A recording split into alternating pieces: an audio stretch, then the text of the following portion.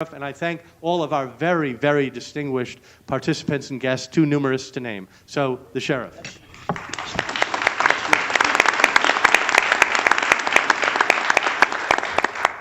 Thank you, Dean Ballin. I'd ask everybody to rise so we can say the Pledge of Allegiance.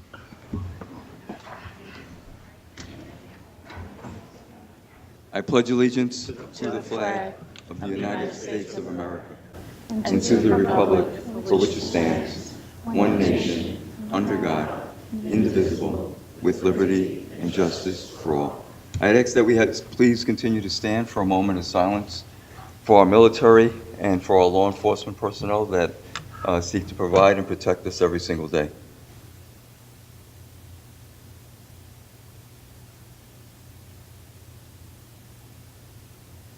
Thank you.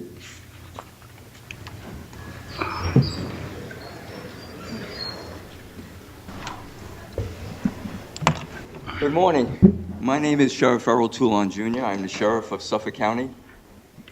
I'd like to thank Dean Ballin and Touro College for their hospitality and for hosting this event today. And I'd like to introduce all the panelists that are here today. Assemblywoman and my co-host, Assemblywoman Kimberly Pierre.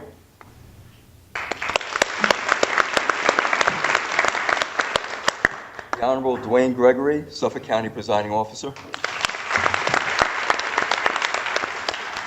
Judge Randall Hendricks, Suffolk County Administrative Judge.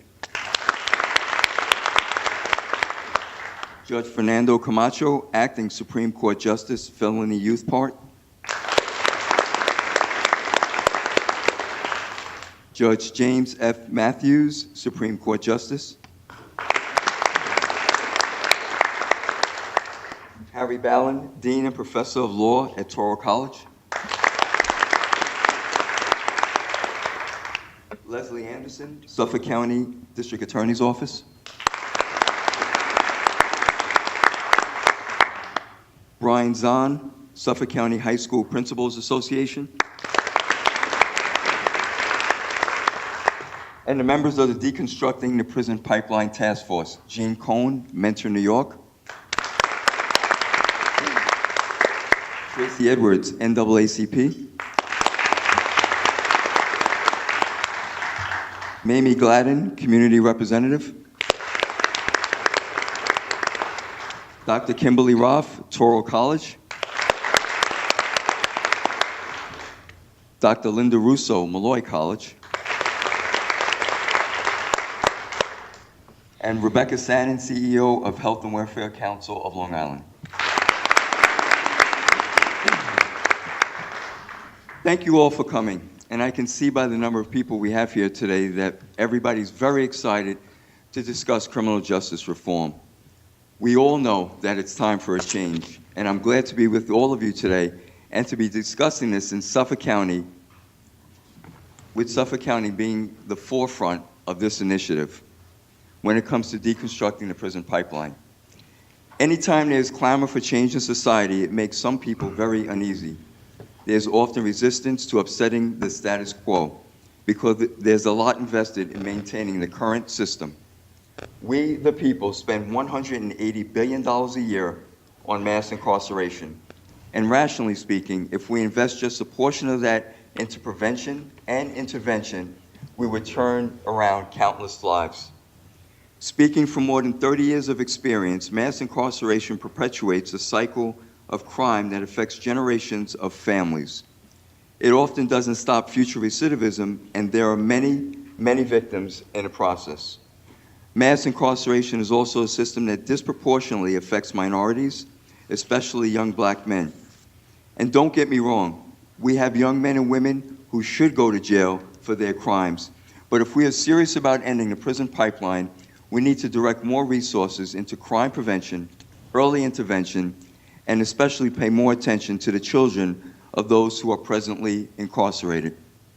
When it comes to issues like crime and incarceration, people are often fearful of change. There's a fear that somehow reform means being soft on crime. This cannot be further from the truth. Having worked on Rikers Island for over 25 years and now at the Suffolk County Correctional Facility, I know from experience that most young people end up in jail and prison largely because of the circumstances that shape their lives, like poverty, trauma, a lack of mentors, instability in their homes, and in some cases, by outdated, misguided, and overly punitive laws and public policies. But one of the biggest systemic problems is a failure of leadership. It is the failure to create the appropriate infrastructure to address the full spectrum of the human services needs of families in crisis and to provide more equal access to safe schools for children growing up in underserved communities in Suffolk County. When I began my term as sheriff back in January of 2018, one of the first actions I took was to focus my attention on crime prevention, and I've done this by visiting local schools. I often say my goal is to get to them before they get to me. So last spring, I teamed up with the Sandy Hook Promise Foundation to bring the Say Something program into Suffolk County schools. Say Something is a simple message. It teaches young people to know the signs of another child or adult in distress. God bless you. To show compassion for others and teaches them to reach out for help. It's a simple message, but it's having a big impact on our kids. One of the ways I know it's working is because when the officers leave the schools, the social workers and guidance counselors report the kids are coming to them for help. And that's the message we need to send our kids, that it's okay to seek help, and there are people who are there to intervene. I am pleased to announce today that since my office rolled out the initiative in September of 2018, nearly 8,000 students throughout Suffolk County have been taught to say something by participating in the program, and we are still going strong. In closing, I just want to say that young people who have suffered from trauma, family separation and abuse, and general instability are the most prone to initiate contact with the criminal justice system.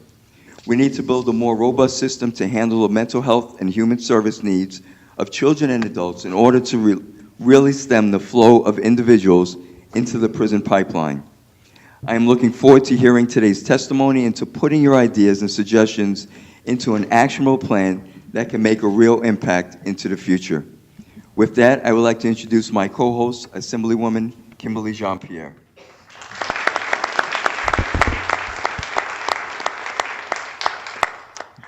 Good morning, everyone, and welcome. It is truly a pleasure to be here to co-host this important forum with my friend and colleague, Sheriff Toulon, whom I would like to sincerely thank for having the leadership and the vision to establish this task force and to get to the bottom of why so many of our young people are finding themselves behind bars. I would also like to thank Touro Law Center and Dean Harry Ballin for graciously opening your doors to us. Thank you. As well as the staff members here today who have helped make this event possible. In addition, my appreciation goes to all of our Deconstructing the Prison Pipeline Task Force members, many of whom will be serving on today's panels, and Sheriff Toulon will introduce them shortly. And to all of our guest expert panelists, thank you for taking the time to be here as well. I am confident that the testimony we receive here today will help us tailor public policy and everyday practices at home and in school to ensure that all of our children can find their paths to success rather than incarceration. And I would like to especially thank to everyone here in the audience for being here. I see that we have faith leaders, our educators, community leaders, different agencies. So I graciously thank you because this is something that we have to do together, and this means that we have to be an inclusive. So I really appreciate that you being here today, and I really do hope that we can get to the bottom of this and find some real tangible solutions to ensure that we can decrease funding in our prison systems and increase funding in our education system. Thank you.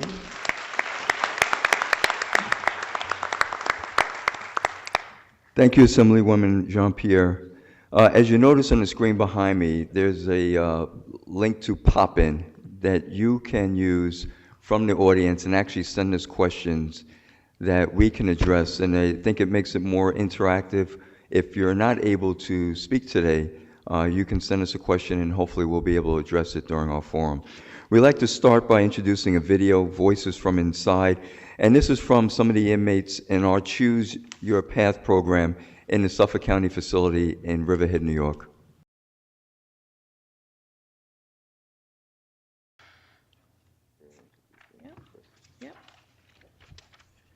With that, I would like to first introduce our first panelist, Mariah Ziegler from my office.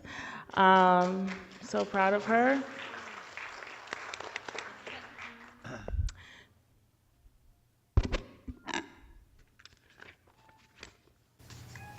Hello, everyone. I would like to thank you all for coming, and I would like to thank Sheriff Toulon and Assemblywoman Kimberly Pierre for giving me the privilege to be here. My name is Mariah Ziegler, and I'm 23 years old. I'm the Scheduler and Research Assistant for the Assemblywoman Pierre. In July 2018, I was released from prison after doing 5.5 years in prison. In 2013, when I was just 16 years old, I was arrested and charged with robbery in the first degree and served my whole sentence in Bedford Hills Correctional Facility, New York's only maximum security prison for women. I was born and raised in Touro, New York, which is located in upstate New York. I have 4 siblings, 2 from my mother and 2 from my father, but I'm the only one the 2 of them share.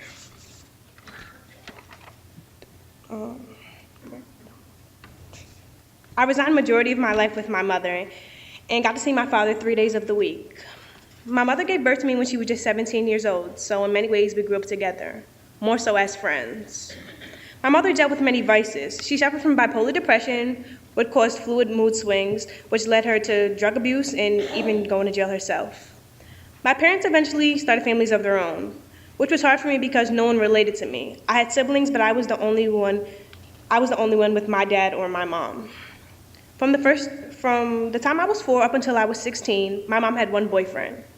He spent some time in jail and at one point or another sold drugs. My stepfather was over-controlling in ways that was unspoken about. My stepfather's ways often caused us to bump heads. Countless times I witnessed him abuse my mother, and this often led us to arguments that quickly escalated. What happened in my house stayed in my house. From the outside looking in, we had a picture for a perfect family. Yes, we lived a life of luxury, but we had baggage. My freshman year in high school, I moved with my father and his wife. I had trouble adjusting not only to his house, but to my new school. The things that my stepfather spent lavish amounts of money on, my father couldn't afford. I felt like I was living in a stranger's home. I was often bullied in school for my clothes or my hair. My grades were slowly dropping. I was put in a few remedial courses, and in 6 months, I went from a math honor student to a remedial math student. I honestly believe that this was when my life started taking a turn for its worst. Soon after, my behavior issues were mistaken for a learning disability, and the decision to put me in special ed classes only increased the amount of bullying and made me want to attend class less. I quickly grew fed up and knew that my new goal was to be the bully instead of being bullied. For me to get into a fight or flip a desk wasn't uncommon anymore. I had started making friends in school suspension and detention who were other troubled kids like myself. When I was in my second year of high school, my father had given up on me. I had moved back to my mother's house, but nothing was the same. She had moved out of my stepfather's house and was in the projects on the bad side of town. I was forced to attend an alternative school from 12 to 2 because no district would take me. I can't tell you one positive thing I learned from class that year. My teacher had sleep apnea, so he would sleep in a chair in front of the class and to make sure that none of us left. In those 2 hours, I learned things like how to roll weed and gang handshakes. By then, I was part of a notorious gang that was running rampant in my city. My home life at this point was in shambles. My mom at this point was a train wreck, and she couldn't keep a job. I had started stealing everything from clothes to baby diapers, and eventually started selling my stolen goods for pocket money. The summer after I turned 16 was when I started robbing people. My best friend and I were using our bodies to lure men, drugging them and robbing them. We had gotten so good at this, people were hiring us to take out their enemies and competition. I was 16, making a lot of money. Fall soon came and I started my junior year late while the district pondered what to do with me. My principal hated me and refused to have anything to do with me. He left me solely in the hands of our new vice principal. A lot of our home honors were retired cops, and I was a known gang member. So anything that happened, they would pull me in the principal's office and relive their glory days interrogating me. One time, I specifically remember a cop had been stabbed where I was known to be. I was questioned for hours. On the upside, my grades were improving. I was still committing crime, but I had grown tired of my environment. I had an amazing guidance counselor that had me on the track to graduating early. But 4 months into the school year, the sports director and I got into a disagreement that led to me being suspended for a calendar year. 2 weeks later, I participated in a robbery that went wrong. 4 months after my incarceration, I received my GED. When I got to Bedford Hills, I enrolled in college. I honestly know that prison saved me. I spent the rest of my childhood growing up there. It wasn't uncommon for a correctional officer to read over my paper or for a fellow inmate to help me with homework. Teachers who volunteered were spending their personal time tutoring me. Things that seemed impossible in the real world, I was obtaining behind the wall. Yes, I turned out fantastic, and I'm still young, but I would be lying if I said that I didn't wonder what things could be like if I'd had it just a little bit better. I honestly believe that God put me through all of this to be able to tell parents to not be scared to look for help outside of your home. Don't be ashamed of wanting better, be it with your kids, your partner, or just within yourself. Teachers, looks can often be deceiving, but don't be scared to intrude, to mind somebody else's business. Because often a kid just needs one person, be it a teacher, a home monitor, a guidance counselor. Don't be afraid to be that person. Because I'm rare. I'm honestly blessed. We don't all have it this good. And still, regardless of how good I have it, it's still not easy. My felony can never be replaced. The time I spent in prison, I can never get back. I never go to prom, my high school graduation. Those are things I'll never see. It's time we stop the school to prison pipeline, because people should never give up on people. Thank you.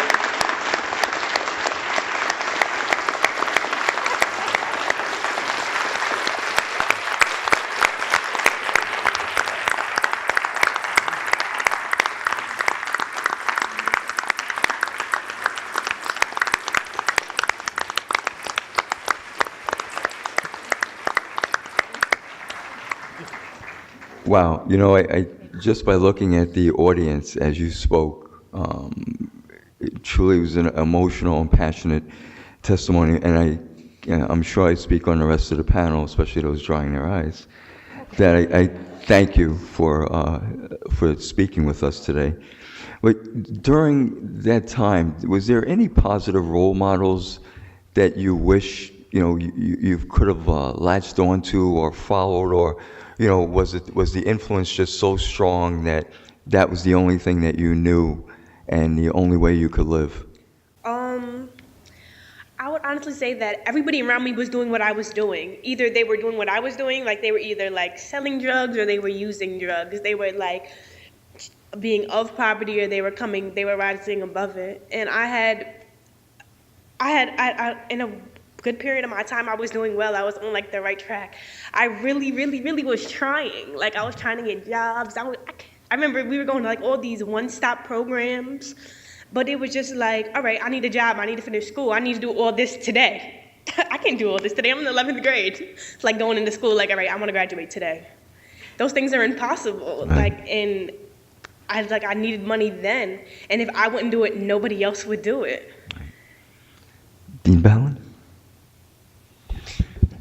Thank you again very much for that brave testimony, and your example is helpful and will be helpful to many, and I know that your work in the Assemblywoman's office is very important to you and important to her and to all of us, inspiring to all of us.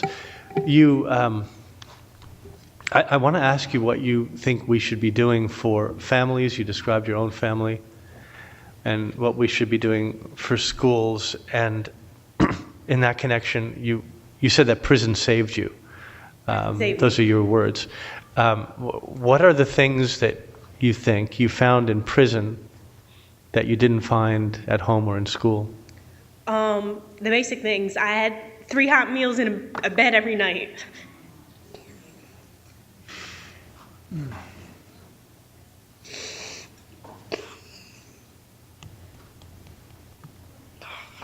I'm sorry.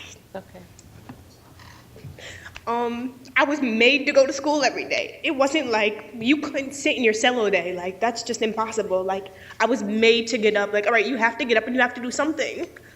Even when I was like upstate, like when I was in the county, I sat for a long time. You don't really do much in the county.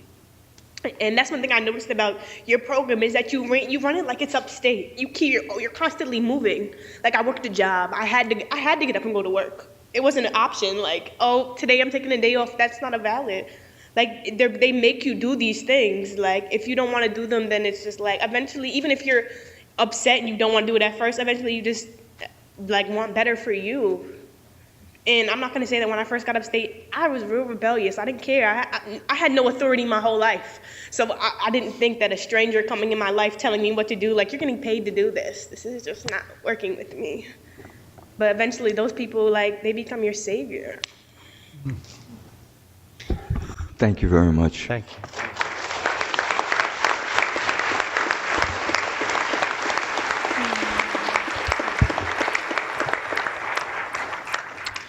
I just have to say that no 11th grader should endure that. And, sorry, it's just a little emotional.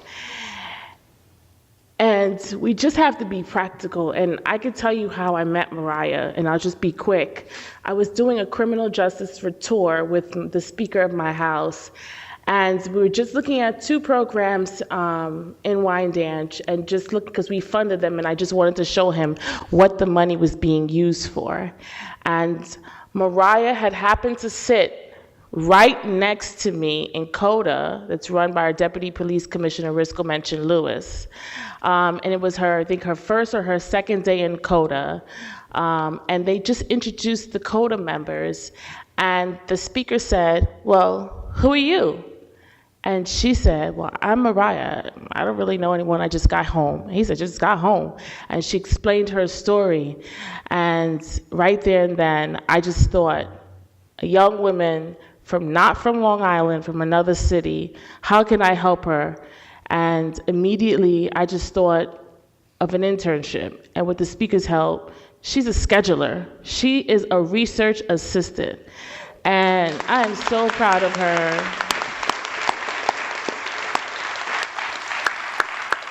So I just say that we should be taking the example, and we should be helping people by opening our doors, okay? Our next panelist is Judge Fernando Camacho, felony of youth court, Suffolk County Supreme Court.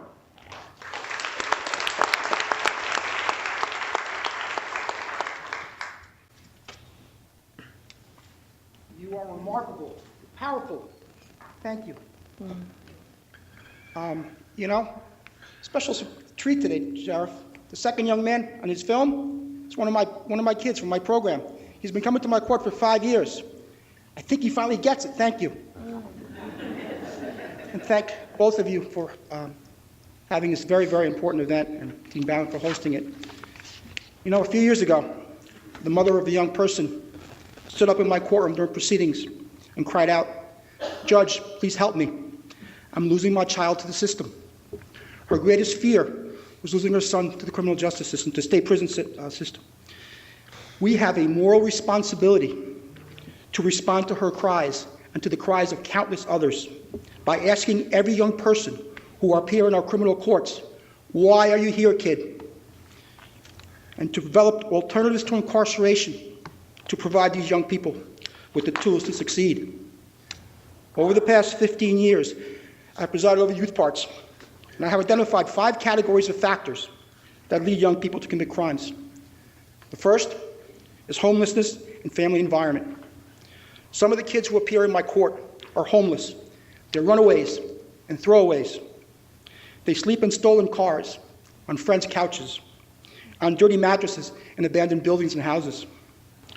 Others live in homes where violence and chaos abound, where execution of search warrants for drugs and guns are a regular occurrence. I see children whose parents are incarcerated, kids who grew up in the foster care system after being removed from the homes from abuse and neglect, and teenagers who spent their childhood years in and out of family court placements. The second is substance abuse. Many of the young people in my court have experienced extensive trauma. They grew up in a world of poverty, drugs, violence, and death. One young man came home one day at the age of 12 to find his father hanging from the ceiling after committing suicide. Many have been physically abused, sexually molested, and emotionally tortured, often by those same people who were supposed to care for them and protect them. As a result, they turn to drugs and alcohol at an early age to numb their pain and to ease their anguish. By the time they come to my court, they are drug addicts. I have lost 3 of them to overdoses in the last several years from my court. Third is mental health. There are youth who come to my court with mental illness, most commonly PTSD. There are many who suffer from behavioral disorders. They are angry.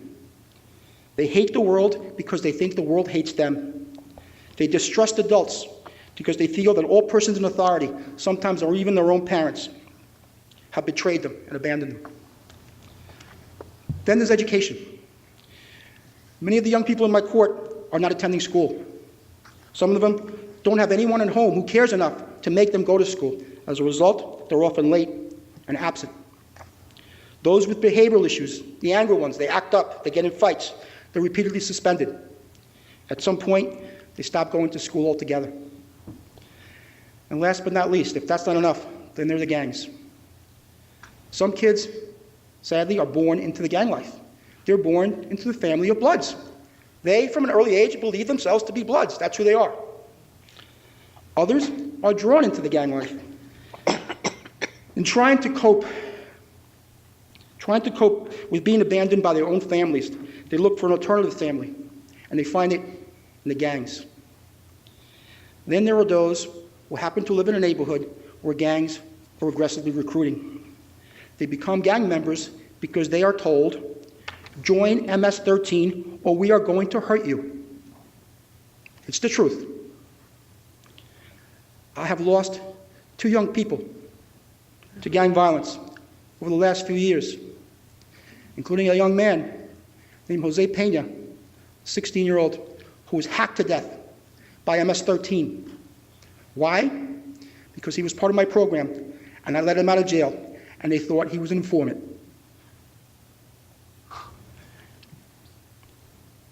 Suffolk County must respond to this juvenile justice crisis. Deconstructing the prison pipeline will require an aggressive and unified community response. The court system, public officials, county agencies, law enforcement, school districts, service providers, and local and community leaders must join together to create a network of support and oversight for our youth. Homeless youngsters, kids with life-threatening substance abuse issues, and those from dysfunctional homes need residential placements, safe and well-supervised facilities where they can go to school, receive treatment, and plan for their long-term success. Those who suffer from serious mental illness are presently being warehoused in our jails. This is unconscionable. We need to develop an efficient and expeditious process for applications so that they can be placed in appropriate mental health facilities. For at-risk youth who have a stable home environment where community-based services are possible. I keep talking about this. Please, someone listen. We need to create safe spaces throughout Suffolk County. Safe spaces are facilities within the community. Safe spaces are facilities within the community where young people attend school every day. After the school day ends, substance abuse counselors, mental health and trauma counselors come into the facility to offer their services. Throughout the afternoon, there are recreational activities, programs promoting social skills and accountability, jobs and job training programs, and field trips. Local neighborhood leaders, such as clergy, business owners, mentors, and role models, should be invited to the facilities to provide guidance and support. The Safe Spaces model that I've been talking about for 5 years would give young people a place where positive influences abound and where they can start to heal from the effects of the chaos that they have grown up with. When discussing the juvenile justice crisis, I often ask the audience to close their eyes, and I try to evoke the image of a 12-year-old kid dribbling a basketball in the playground as gang members call out to him, "Hey, come join us." On the other side of that playground, picture this, his elderly grandmother standing there by herself, all alone, trying to convince that child to go to school. Hey folks, it's happening right down the street right now as we speak. We need to have the moral courage to stand side by side and shoulder to shoulder with that grandmother on that playground. It is our civic duty and responsibility as a caring and compassionate community to save our children from being lost to the system. Thank you.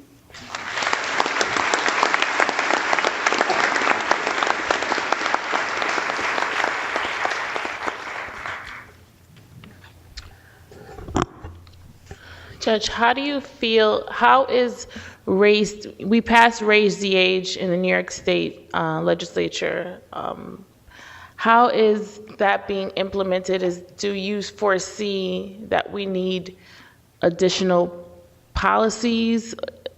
Where do you see a decrease of number where they're being placed with raise the age legislation? Well, unfortunately, because of the way that the statute was ultimately passed, the wording, I'm not permitted as a court of claims judge to sit in the part. So that's probably a better question for Judge Hendricks. But I will say, as someone who has, Judge Hendricks, do you mind addressing that? Well, as far as the raise the age, the implementation of it, it's a gradual implementation. And since October 1st, it's affected the 16-year-olds. And now with next October 1 of 19, there'll be a greater number of kids going into the youth park, because it'll affect the 17-year-olds as of the first of the year. As of October 1st. I think what you've seen is the vast majority of the cases that come in as the new adolescent offenders, the new statute that created this new category of offenders, are going to family courts. So I think that effect is taking place. Very few of the 16-year-olds that have come in charged with felonies have remained treated as adults. Virtually all the cases have moved to family court. So it's not to say that there's not improvements that need to be made. And one of the most glaring things, and this is a state issue, is the detention facilities for those young people that a determination is made. There's no place right now in Nassau or Suffolk for these 16-year-olds to go. They're being sent to Westchester or even up as far as Syracuse right now. The Nassau facility is under construction right now, but that's an issue that has created some hardships. And again, it's a small amount of young people that are in that category, but overall, I think the desired effect from the legislation has taken effect, and that just about all the 16-year-olds are going to family court as opposed to being treated as adults. I hope that answers the question. It does. Thank you. But I still have the 17, 18, 19-year-olds, so I'm now going to move on to 20 and 21, because there's still, some of them are still kids also, so. Yeah, Thank you. agreed. Thank you. Thank you, Judge.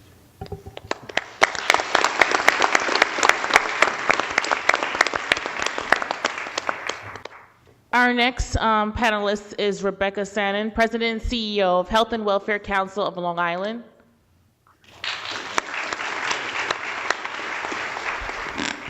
Good morning. I applaud Sheriff Toulon and the Assemblywoman Kim Jean-Pierre for their leadership on deconstructing the prison pipeline to prison. I also have to just say, Mariah, you are amazing and inspiring, and I thank you so much for your testimony. We spend a lot of time talking about at-risk youth. That is a derogatory way to speak of our children. What is really at risk is our infrastructure, our institutions, our ability to respond to children, and perhaps our moral compass. This isn't only about disrupting and dismantling the pipeline to prison. This is about disrupting dehumanization.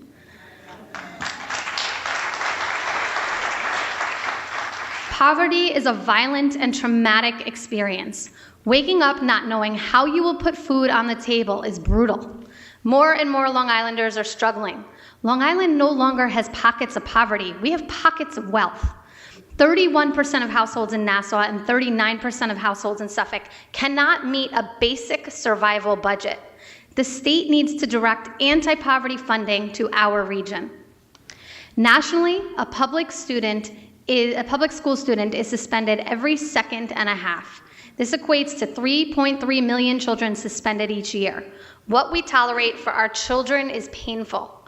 Half Hollow Hills School District and Wyandanch School Districts are neighbors with radically different opportunity. By the age of 4, social mobility, health, educational, and every definition of success is already on a track to produce radically different outcomes. Zip code determines far too much here. The failure to meet needs increases dropout rates and risk of later court involvement. Long Island needs community schools, a lot like Judge Camacho referenced in terms of safe spaces, particularly in our lowest performing districts. We also must address zero tolerance policies that disproportionately affect children of color, particularly when they trigger suspension or expulsion. We know that students who are suspended or expelled from school are at a higher risk to drop out of school and enter into the system. The State Department of Education has a very significant role to play in dismantling the pipeline. If we don't include them, then we are at risk of missing a significant contributor to the pipeline and concurrently a potential antidote to the disease of mass incarceration. Students from 2 groups, racial minorities and children with disabilities, are disproportionately represented in the school-to-prison pipeline. African American students, for instance, are 3.5 times more likely than their white classmates to be suspended or expelled, according to a nationwide study by the U.S. Department of Education's Office for Civil Rights. When we talk about children, we have to remember that behavior is a language. When a child is behaving in any way, they are communicating to us. They are communicating how they feel. They are communicating their needs. And children often act out or misbehave to tell you that they are not okay. And what do we do as a society? We punish. And we miss the opportunity to climb into that small window into their soul to find out how to heal what is hurting and how to help that child change course. We have to think of the system itself and how to create a trauma-informed lens in the courts and jails and before entry into the system. New York State recently came out with mental health guidelines for schools. We all thought that was a great win. And then when we looked at it, there was no mention of culture in the guidelines. How can we help children to access services if cultural competency is not considered? When someone reaches the jail, they have been failed repeatedly by systems that don't see them. They have been failed by schools, services, institutions that have labeled them as at risk and then failed to invest in them. Please advocate with the state to have ACEs screenings utilized in pediatricians' offices in the same way that hearing and vision are screened for. We also live in a region where integrated services don't exist, even when collaboration is at its best, without a technological infrastructure that puts people first, where we can track resources and outcomes and share data and use that data to inform policies. We fail to do the best we can. In a region as segregated as ours, we tear down barriers between access and failure by getting the state, in partnership with the private sector, to make a significant capital investment in this type of infrastructure. If we want to make sure that the mental health needs of our children are met, then the Department of Health also needs to be involved. There need to be state-mandated requirements of managed care organizations that ensures true mental health parity, improves network adequacy, and requires partnerships with coalitions and nonprofits to meet the social determinants of health. We need to start thinking differently about children who are in care. On Tuesday of this week, the Supreme Court Appellate Division First Department made an important decision to decriminalize foster children. Practice has been that Child Protective Services would get a warrant from a judge and runaway foster children would be brought back in handcuffs. If one of my children ran away, I would use every resource available to me to find them, to love them, and to protect them, not to criminalize them. While this decision currently only applies to the Bronx and Manhattan, and while there are judges in Suffolk County who have issued these warrants, I'm confident that it will soon apply here too. We must look at our practices with a renewed vision, one that says children have rights, one that says we believe in rehabilitation, that individual lives have hope. And we need to reconsider our family court system when we do that, because it is built as a reunification model, and psychological safety is rarely prioritized. Forcing children to spend time with people who hurt them can cause lifelong damage. If we don't do better, we remain at risk of using our institutions, our courts, and our protective services to increase harm. We also need to consider if a child has a severe mental illness before the age of 18, legislation to continue parental access to doctors. Once a child turns 18, HIPAA laws require that the young adult provide permission for parental engagement. But a child who is struggling with mental illness may not understand this, and that creates a dangerous opportunity for missing medication and needed care. New York should also reconsider the criteria danger to self or others that allows for hospitalization for evaluation. A person who is taking dangerous drugs is a danger to themselves, just as a person who is not taking prescribed psychotropic drugs is a danger to themselves and potentially others. But our laws put rights above safety and do so to the detriment to our most vulnerable community members. Further, when individuals are put in residential care for treatment, managed care organizations do what they call medical necessity reviews every 3 to 7 days. What this means is that vulnerable people are worried about being discharged if they show any signs of improvement. The for-profit managed care organizations work tirelessly to step them down. These are people in crisis. The minute an intervention begins to show signs of success, the person in crisis faces another crisis, the abandonment of the system and service that is needed. We have to change the dynamic here. I believe deeply in a universe in which children are at risk of greatness, at risk of being overcomers, at risk of being the future leaders that we desperately need in a time in history when our apathy has replaced our empathy, in a time in which young minds being molded today, as we sit here in classes across Long Island, are being molded inequitably. The sense of urgency couldn't be greater. We are fighting for the souls of our region, for the sustainability and hope of our future. I can see America's first suburb solving these complex problems and leading the nation in what it means to be a region that is at risk for exposing its greatness through its children, its communities, and its promise. Thank you.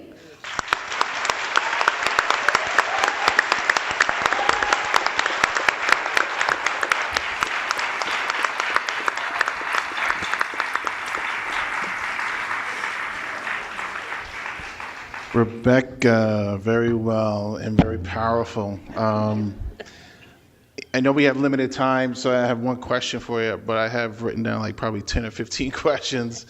So I'm just going to try to drill down on the zero tolerance policy because if someone asked me what my passion's about, it's ensure my passion. If I had a magic wand, would to ensure that every child had access to a quality education, regardless of zip code. Mm-hmm.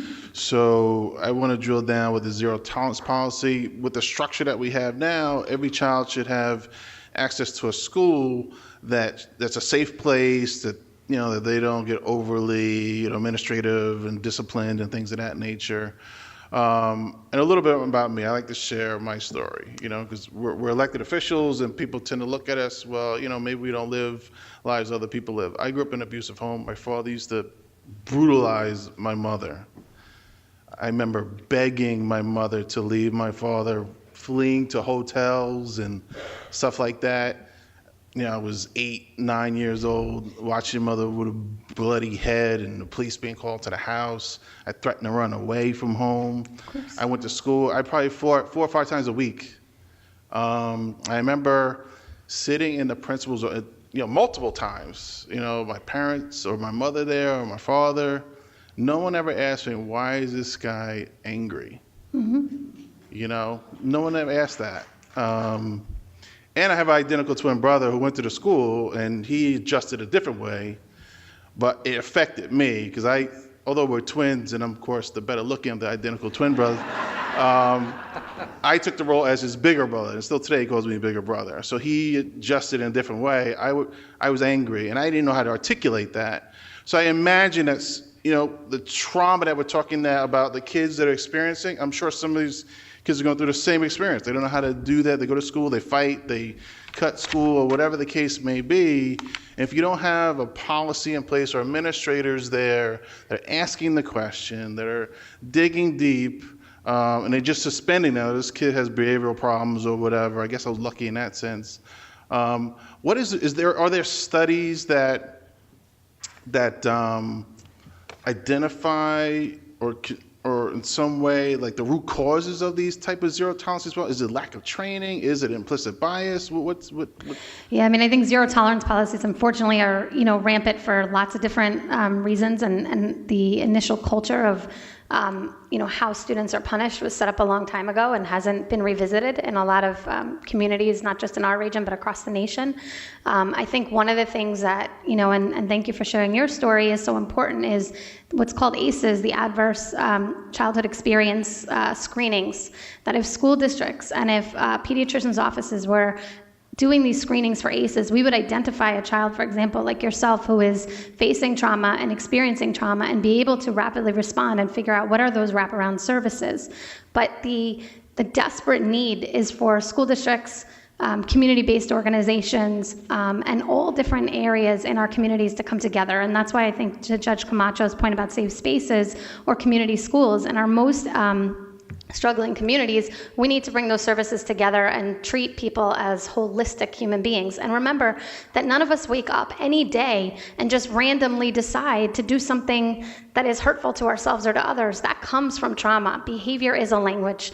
And when communities are behaving in ways that are struggling, when people are behaving in ways that are violent, it means that something isn't okay, and we have a human responsibility to dig deeper and to solve that problem. And from a cost savings perspective, there is so much research about how investing at the beginning saves our communities tremendously later on. Okay. Thank you. Thank you. Thank you.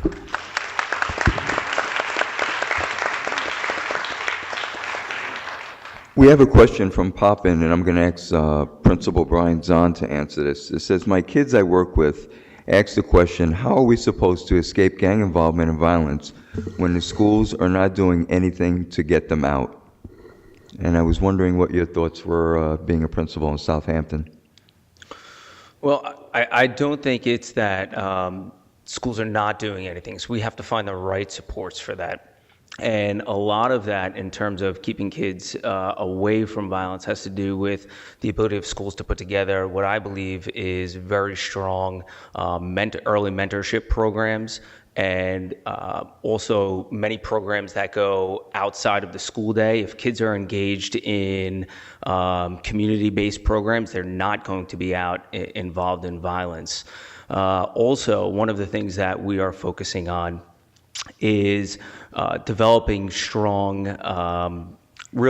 student and staff partnerships. Every student needs a champion. And we have to stop looking at our profession where teachers are just looking at their current course load and their classes, but also what can we do outside of those four walls.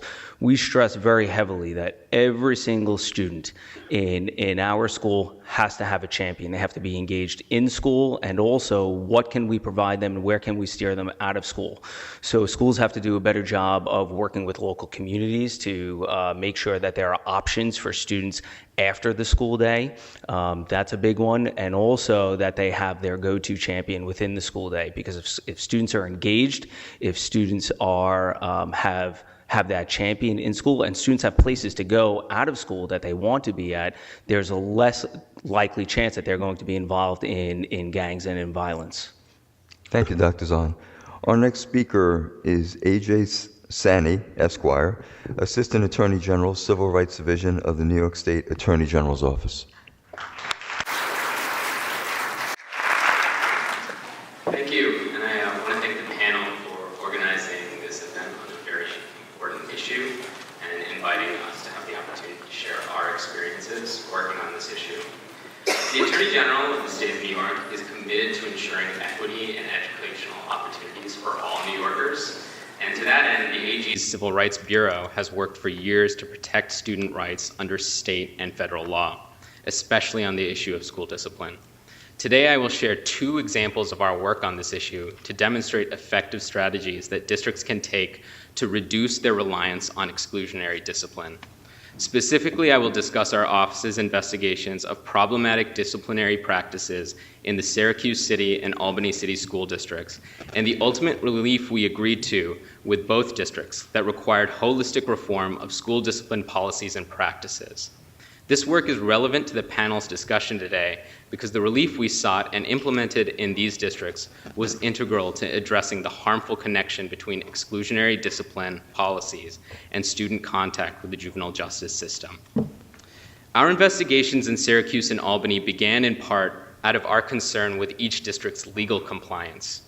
With respect to school discipline, districts have several obligations, including the requirement under Title VI of the Civil Rights Act to administer disciplinary policies in a manner that does not discriminate on the basis of race or national origin, and the requirements under the Individuals with Disabilities Education Act and New York Education Law to ensure that students receive proper procedural safeguards when subject to exclusionary discipline.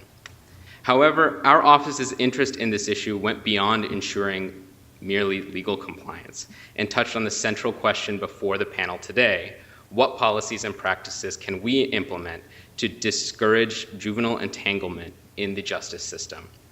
While answering that question in its entirety is complicated with many factors involved, which we will be discussing throughout the day, we know from research that at least one factor to consider are policies that exclude students from school. Indeed, an impressive longitudinal study conducted by the Council of State Governments Justice Center of over 1 million students in Texas showed that receiving even one suspension can increase the likelihood that a student will end up in the juvenile justice system, and each subsequent suspension exponentially increases that likelihood. This connection informs our office's commitment to policies and practices that reduce school suspensions and keep students in school. During our investigation of Syracuse and Albany, we found serious legal compliance issues in both districts, including, as I mentioned before, failure to meet procedural requirements for students, as well as disparities in the rates of suspensions of students. In both districts, Black and Hispanic students were suspended at 2 to 3 times the rate of their white peers. For instance, in Syracuse, before we got involved in 2013-14, 1 in 5 Black students in the district was receiving a suspension in that school year. We also found that these issues were symptomatic of a deeper problem in those districts. Each district relied heavily on exclusion as its preferred form of discipline above all other alternatives, and that reliance had deleterious impacts on the climate in each district. Through our settlement agreements, we sought to address this problem by encouraging each district to move away from a model centered on exclusion to a model that sought to keep children in school by employing preventative approaches, alternatives to exclusion, and targeted additional supports. We also sought mechanisms that improved communication in both districts among administrators, among staff, among students, and parents.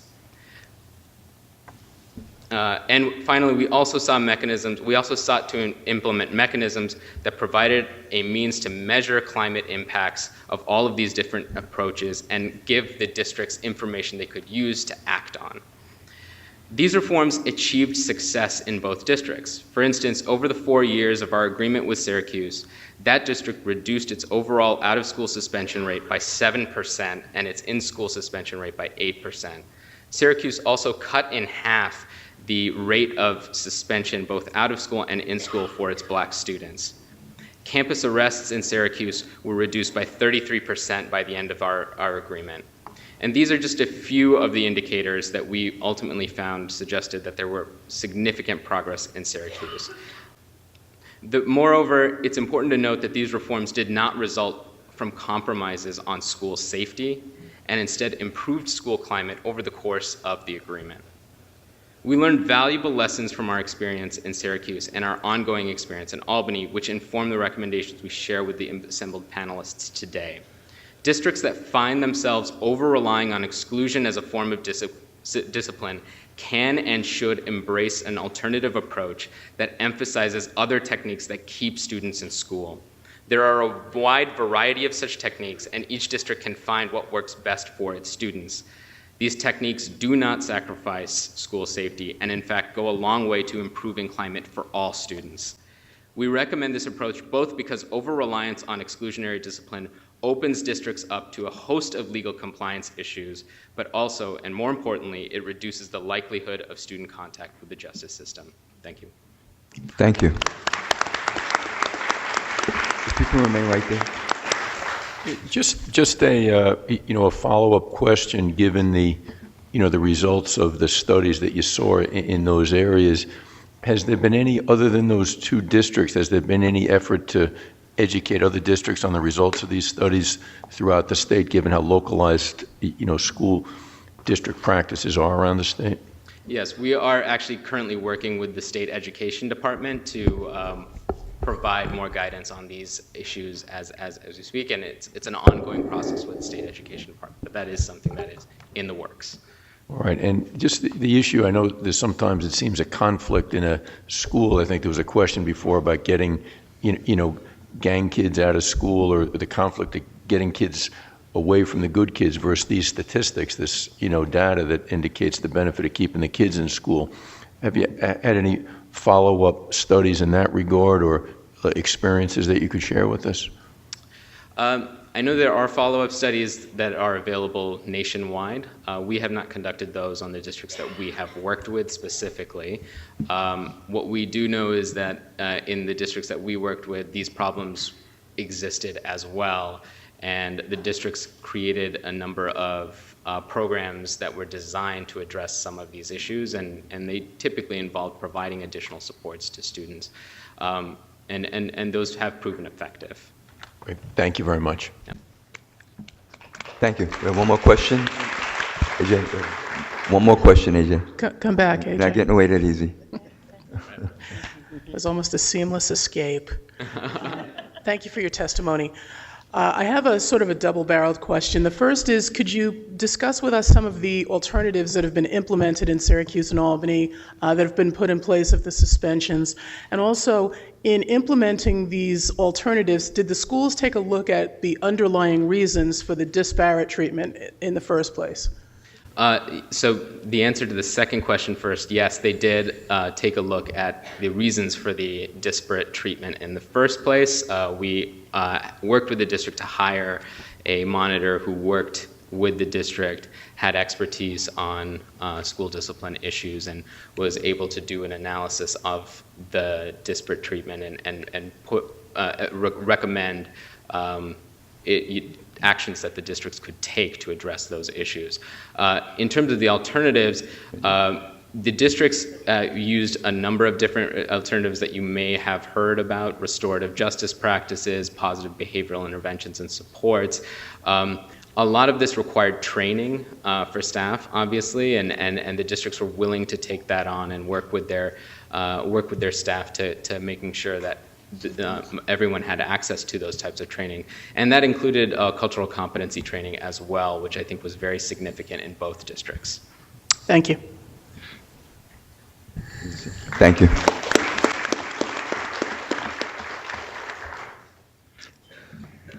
Dr. David Haggerty, Executive Director and CEO of Hope for Youth.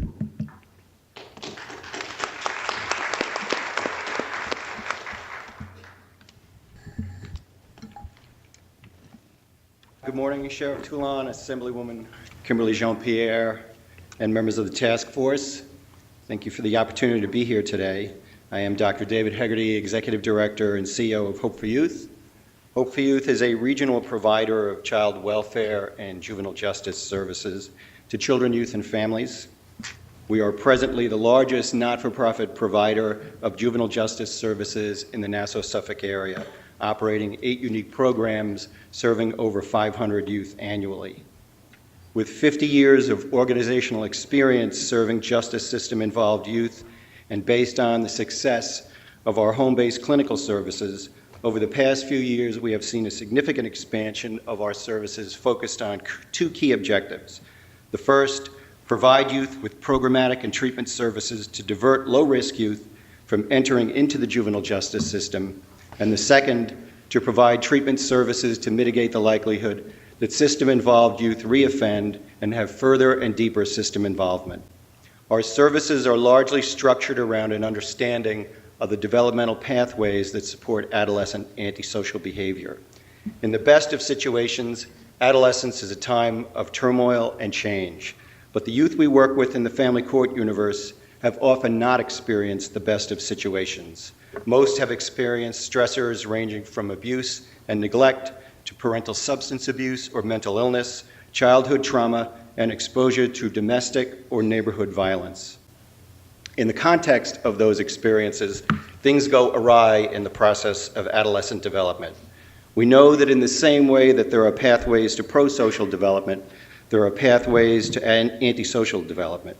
As young people become disengaged from connections to family, positive peer groups, and other relationships that tether them to stability in the turmoil of adolescence, they are very much at risk of being drawn into association with deviant peer groups that reinforce the rejection of adult authority and emphasize a peer culture that supports rule violation and high-risk behaviors that all too often include substance abuse. This developmental pathway is often characterized by the early onset of disruptive behavior disorders that manifest in family and school-related conflict, truancy, running away, and may lead to the evolution of more problematic adolescent involvement in minor aggression, shoplifting, and vandalism. Without intervention, youth are at risk for escalating antisocial behavior manifesting in a diagnosis of conduct disorder. So this then is the population of youth whom we are most likely to work with in the family court system. Youth with traumatic histories, poor support systems, and disruptive behaviors often accompanied by substance use disorders. I would like to focus the balance of my time today on our Adjustment Services Program, which, although small in scale, has demonstrated an ability to effectively intervene in pending JD cases using a restorative justice model. In 2018, this program served 73 youth with a pending JD charge, the majority of which were petty larceny, criminal mischief, or possession of marijuana. As you may know, under state statute, probation has 60 days to adjust a case following a JD arrest. For a small program with a single part-time caseworker, our results to date have been strong as 74% of cases were successfully adjusted and closed by the probation department with no court appearance.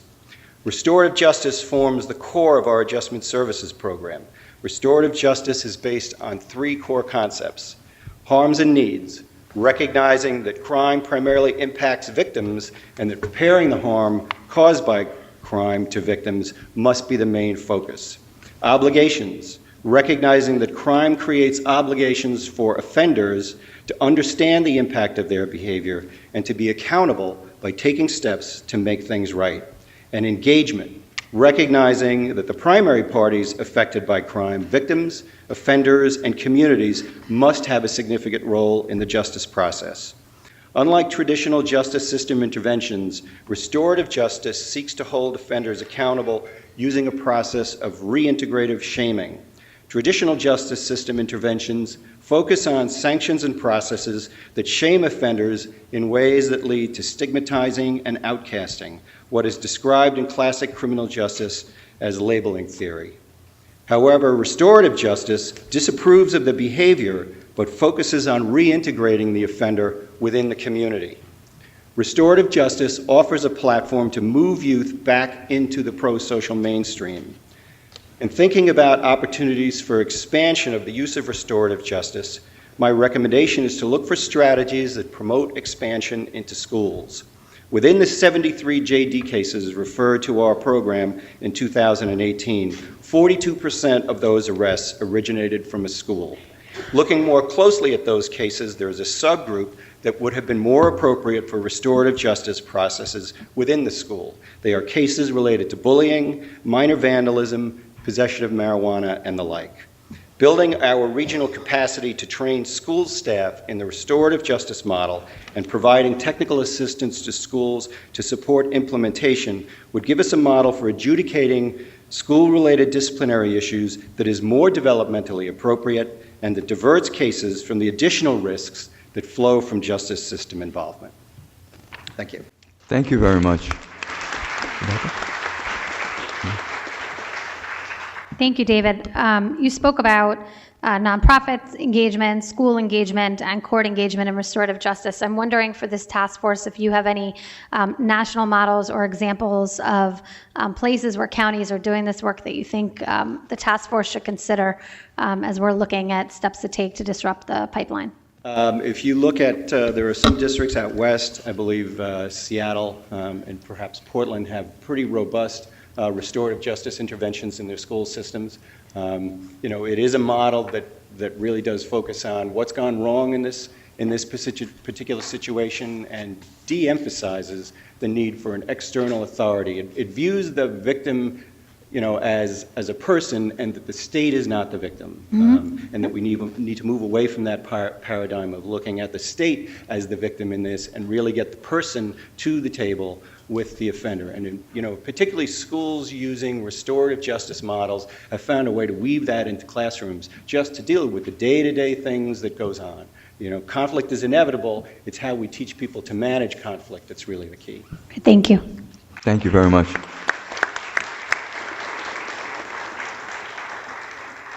Our next speaker is Dr. Jennifer Mazzaro Peretti, Assistant Director of Special Education for the Massapequa School District.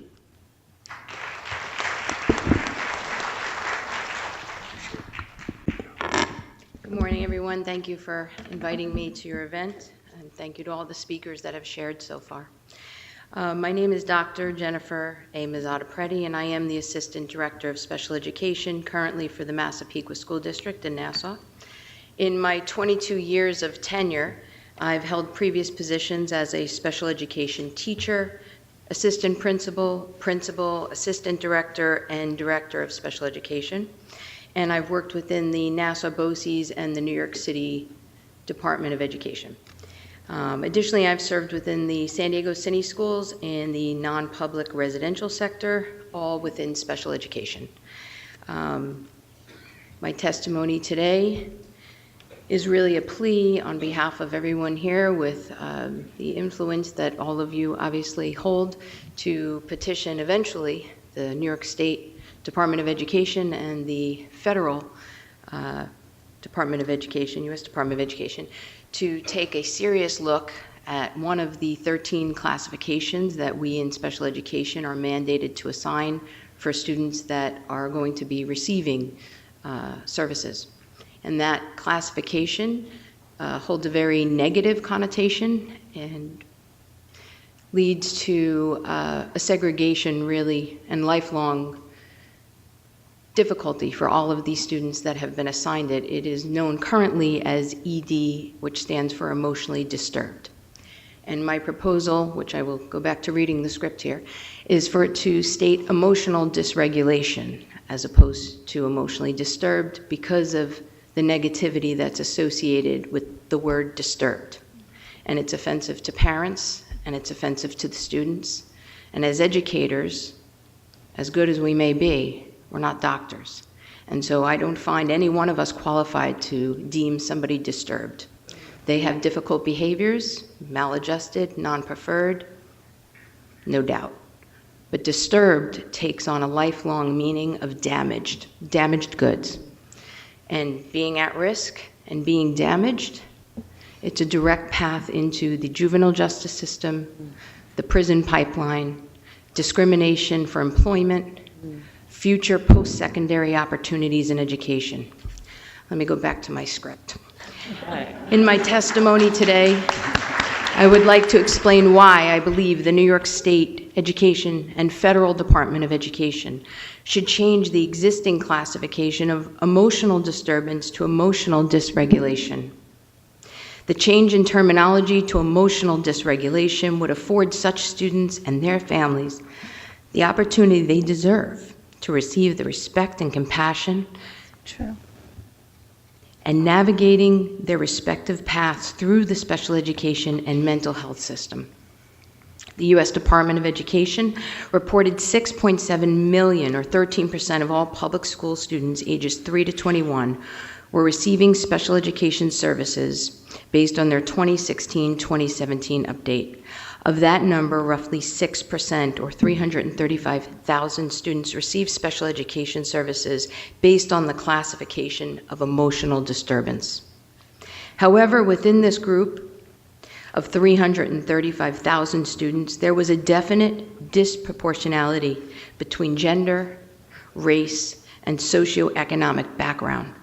Roughly 52% of students classified with ED were between the ages of 13 and 17 years old and identified as African American or Hispanic males. This cohort of students were found to be more likely classified as emotionally disturbed indefinitely and diagnosed with specific mental health disorders as opposed to their non-African American and non-Hispanic male peers. This data may reflect some racial bias in this category, but clearly nobody is looking to further investigate that because it doesn't seem that the ED classification would have any great impact in a negative way for these students. But as educators, I can tell you it's a lifelong sentence outside of the criminal justice sentence. It holds a negative connotation similar to a misdemeanor or a felony, and yet they have no ability to veer from that path. They're not autistic, they're not visually impaired, they're not hearing impaired. They may have a specific learning disability, but once you are classified ED, trust and believe you're going to go to a special school and you're going to be segregated out, and the likelihood of being reintegrated with typical peers or even peers with other special needs is very unlikely. Between low socioeconomic status and mental and emotional health disorders and involvement with the juvenile justice system, these students end up being trapped. In my experience as a special education teacher and administrator, students classified as emotionally disturbed are exposed to more violence in the classroom and less academic consistency and rigor. These students are often placed within special classrooms and special schools. They face more adversity in terms of maintaining any academic success or ever integrating back into their homeschool setting and transitioning out from high school upon graduation to post-secondary options and employment. Historically, students classified as ED are presumed to be less intelligent and more intentionally oppositional. While the defining characteristics for ED students are often an acute, non-preferred, persistent, maladaptive display of behaviors, the understanding behind such behaviors needs to be addressed with positive behavior intervention supports and mental health programs, not punishment. Emotional dysregulation can manifest itself in a variety of ways in academic areas depending on the age and developmental level of the student. These students may have specific emotional characteristics and conditions such as anxiety disorders, PTSD, mood disorder, oppositional defiant, conduct disorder, and other mental health related conditions. Behavioral characteristics of emotionally disordered students include interning and externalizing behaviors, and many of these students present physical, verbal aggression towards themselves and others. They do end up saying things that you can't say in schools anymore, and you never should have been able to say, but for a student classified under this label of ED, there's very limited tolerance. It doesn't take much to be expelled from school and to be suspended for a very long time. And families have no real way of advocating for their students because there is no other option in this category. Many of these students experience depression and anxiety and these mental health conditions without properly being medicated or receiving therapy. Students with emotional disorders can be found at every level of cognitive functioning, but the majority of these students tend to have an overall average intelligence. In academic achievement studies, these students consistently perform below grade level with their greatest deficit in both math and English. Many students classified as having an emotional disorder also have a coexisting learning disability of some type, but due to the intensity of the emotions and the behaviors, those other areas are not being explored. Finally, students classified with emotional disorders who are placed into segregated schools and programs have a number of academic challenges throughout their years of schooling, causing many to drop out prior to ever earning a high school diploma. An effective education program for students with emotional dysregulation should provide emotional, social, and behavioral supports that foster the replacement of these non-preferred behaviors with age-appropriate behaviors. Positive support systems are essential to effectively achieving this goal. In addition, and most importantly, to providing the family and guardians with in-home parent and family counseling, training, mental health, and wraparound supports. While schools continue to develop an appropriate support for these types of students classified as ED with mental health struggles, the definition alone prevents families from ever accepting this classification and ultimately barring their students from receiving the assistance and supports that are so desperately needed to meet with success. As I stated, I propose changing emotionally disturbed to emotional dysregulation to stop the negative perception and continued bias that students with ED classifications face within our education system and post-secondary world. Thank you, Dr. Thank you. Lazaro. You mentioned that 52% of students classified as ED were African American and Hispanic males between the ages of 13 and 17. With that said, I've seen a very strong correlation between the classification of ED and high instances of out-of-school suspensions. Because of this, myself and many of my colleagues have made shifts in suspension policies where we focus on keeping students in school with supports in lieu of exclusionary suspension periods, as we found that suspended students have a very difficult time with catching up with work, attending out-of-school tutoring sessions, and ultimately transitioning back to class. What advice would you give to high school principals on the type of research-based social, emotional, and behavioral supports that should be provided to emotionally dysregulated students and students involved in behavior responses? My best advice would say, don't take it personally. It's not about you, it's about them. And you need to educate yourselves on the supports that are available from the mental health professionals, social emotional learning, having school-wide PBIS, positive behavior support systems, everybody from our bus drivers to our people working in the cafeteria, we all need to speak one language. We have tremendous amount of funding federally and through the state for students with autism and for students that have physical disabilities, students that have, very specific learning disabilities. When it comes to emotional disabilities, people seem to shy away from that. Their number one go-to is discipline. It ends up being a removal, and I think we have to change our mindset. And I said this earlier in the presentation to somebody I was meeting today. I said if we can be as compassionate and understanding to change MR, which was formerly known as mental retardation, that was one of the 13 classifications. We changed that to ID, intellectual disability. Then why is it any less important to change ED from emotional disturbance to emotional dysregulation?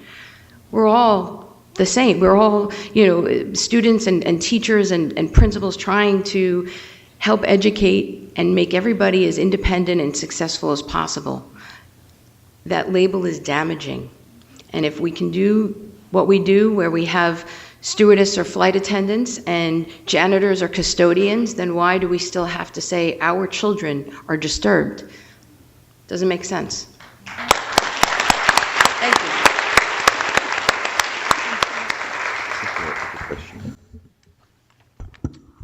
I'd like to thank our panelists thus far.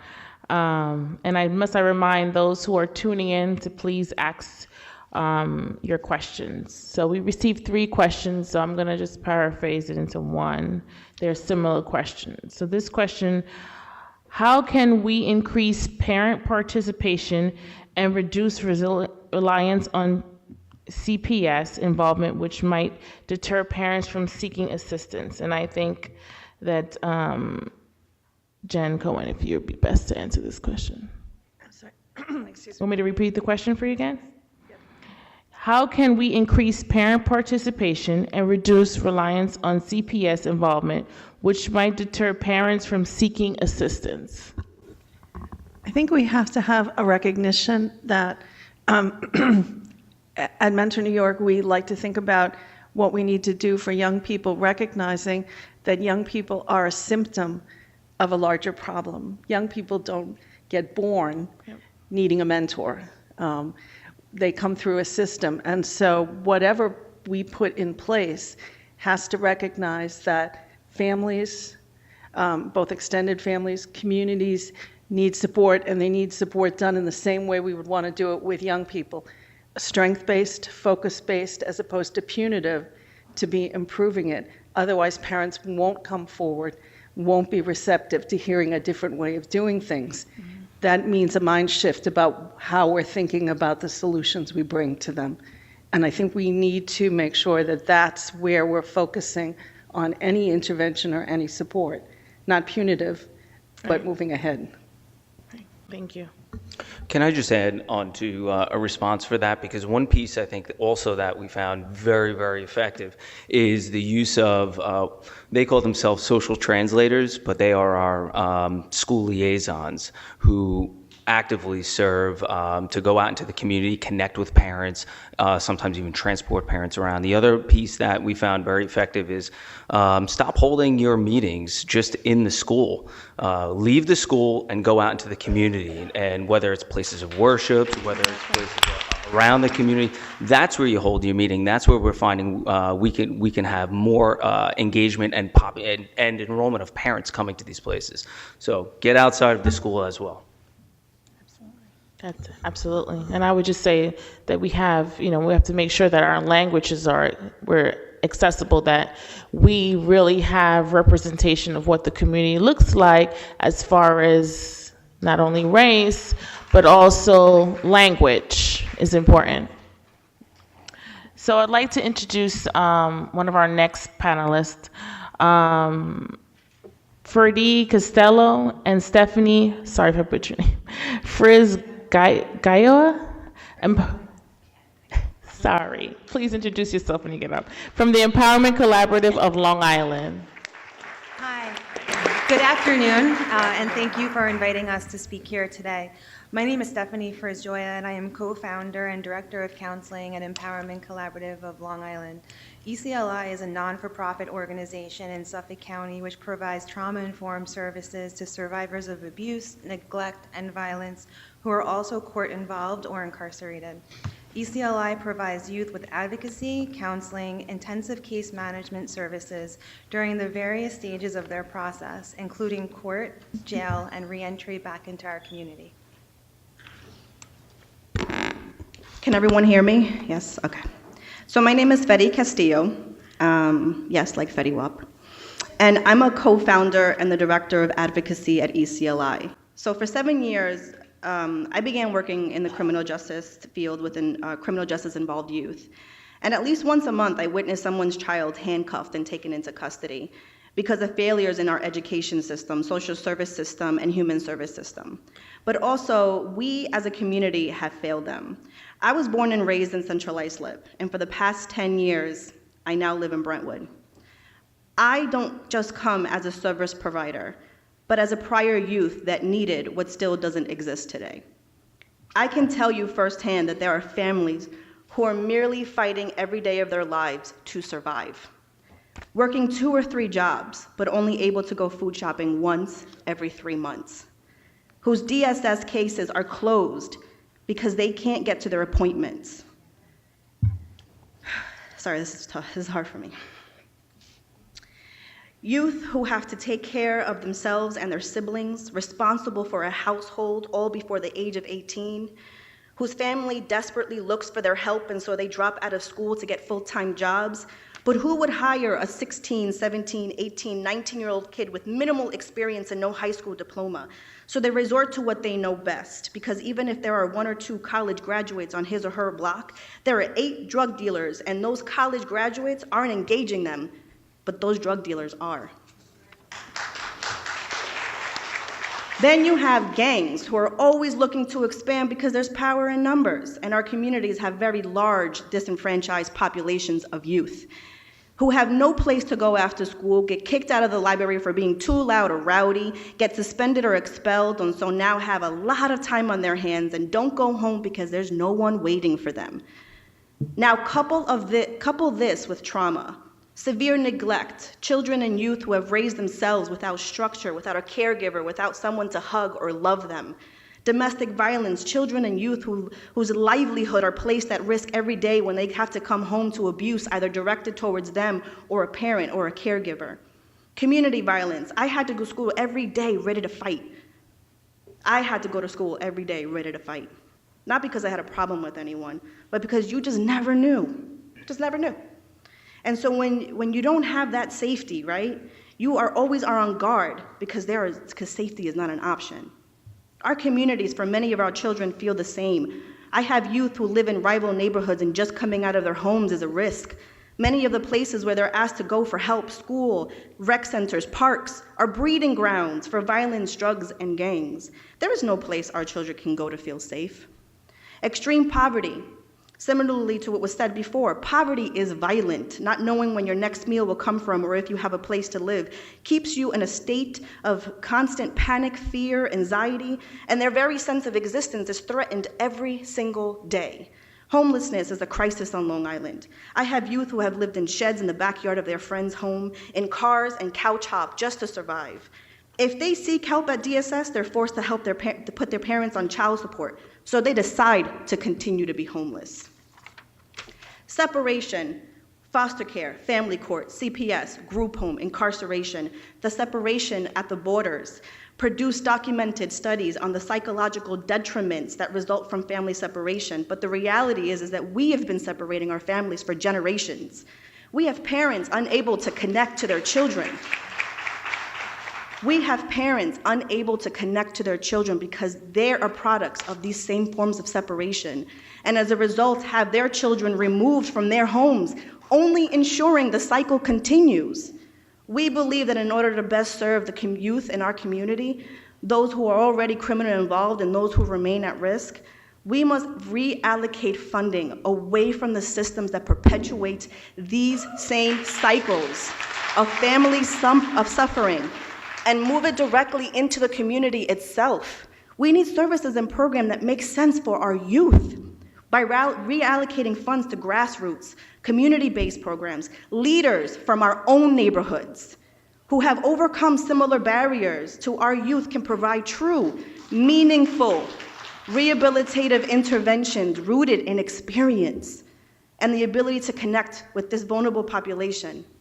I thank you all for having us here today.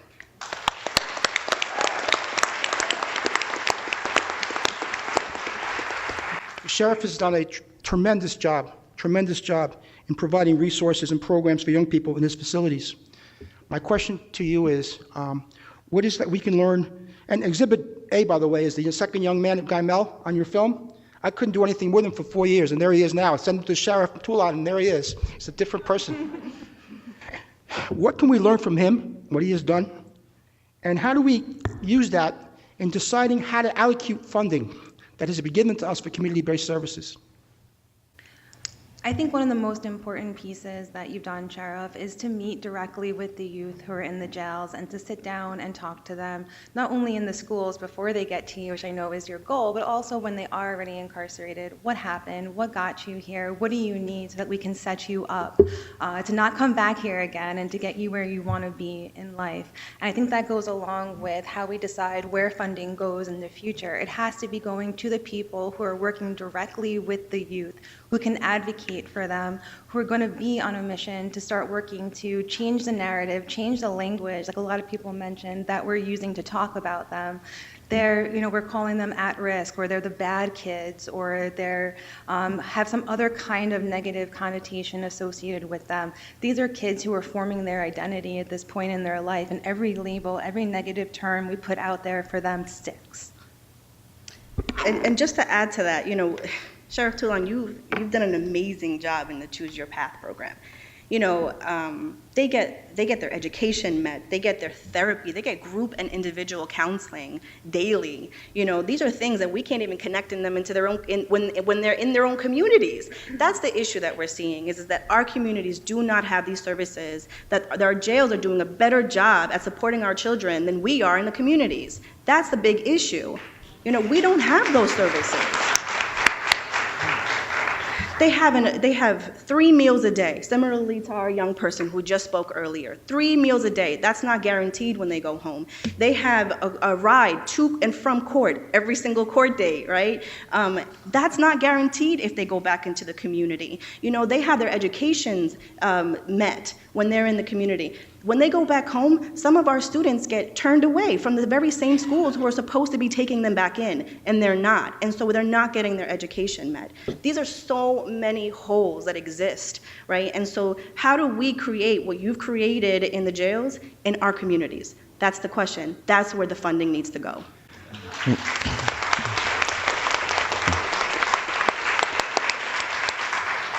You know, I can tell you that this whole concept started when I was a captain on Rikers Island, walking through a jail that we had specifically designed for adolescents and talking to them about why they were in jail, the charges, their family.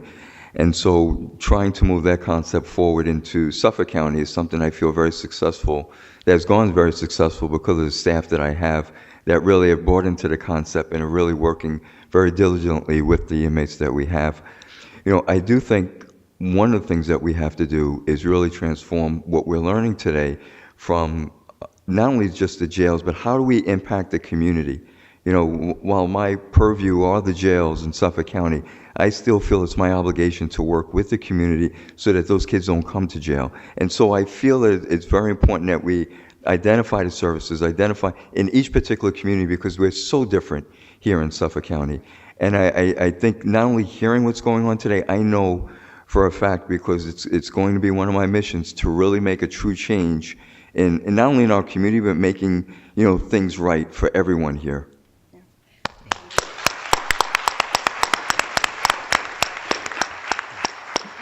I also just want to reiterate what you said about asking the youth. That was so important because they actually felt heard for once and felt like they mattered for once. You know, I couldn't tell you how many times I've sat in steering committees where we are making decisions that directly impact them and their voice is not at the table. That has to change. So thank you again for this.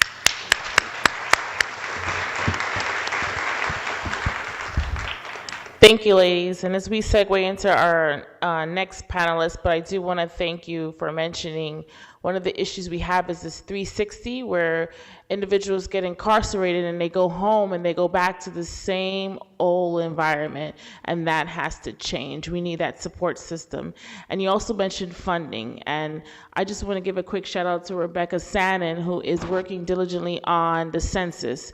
We must fill the census report out, because that will determine how much money our communities get. And I can't say that enough, stress that enough. So our next panelist is Charlotte Pope, Education Justice Policy Manager of Children Defense Fund.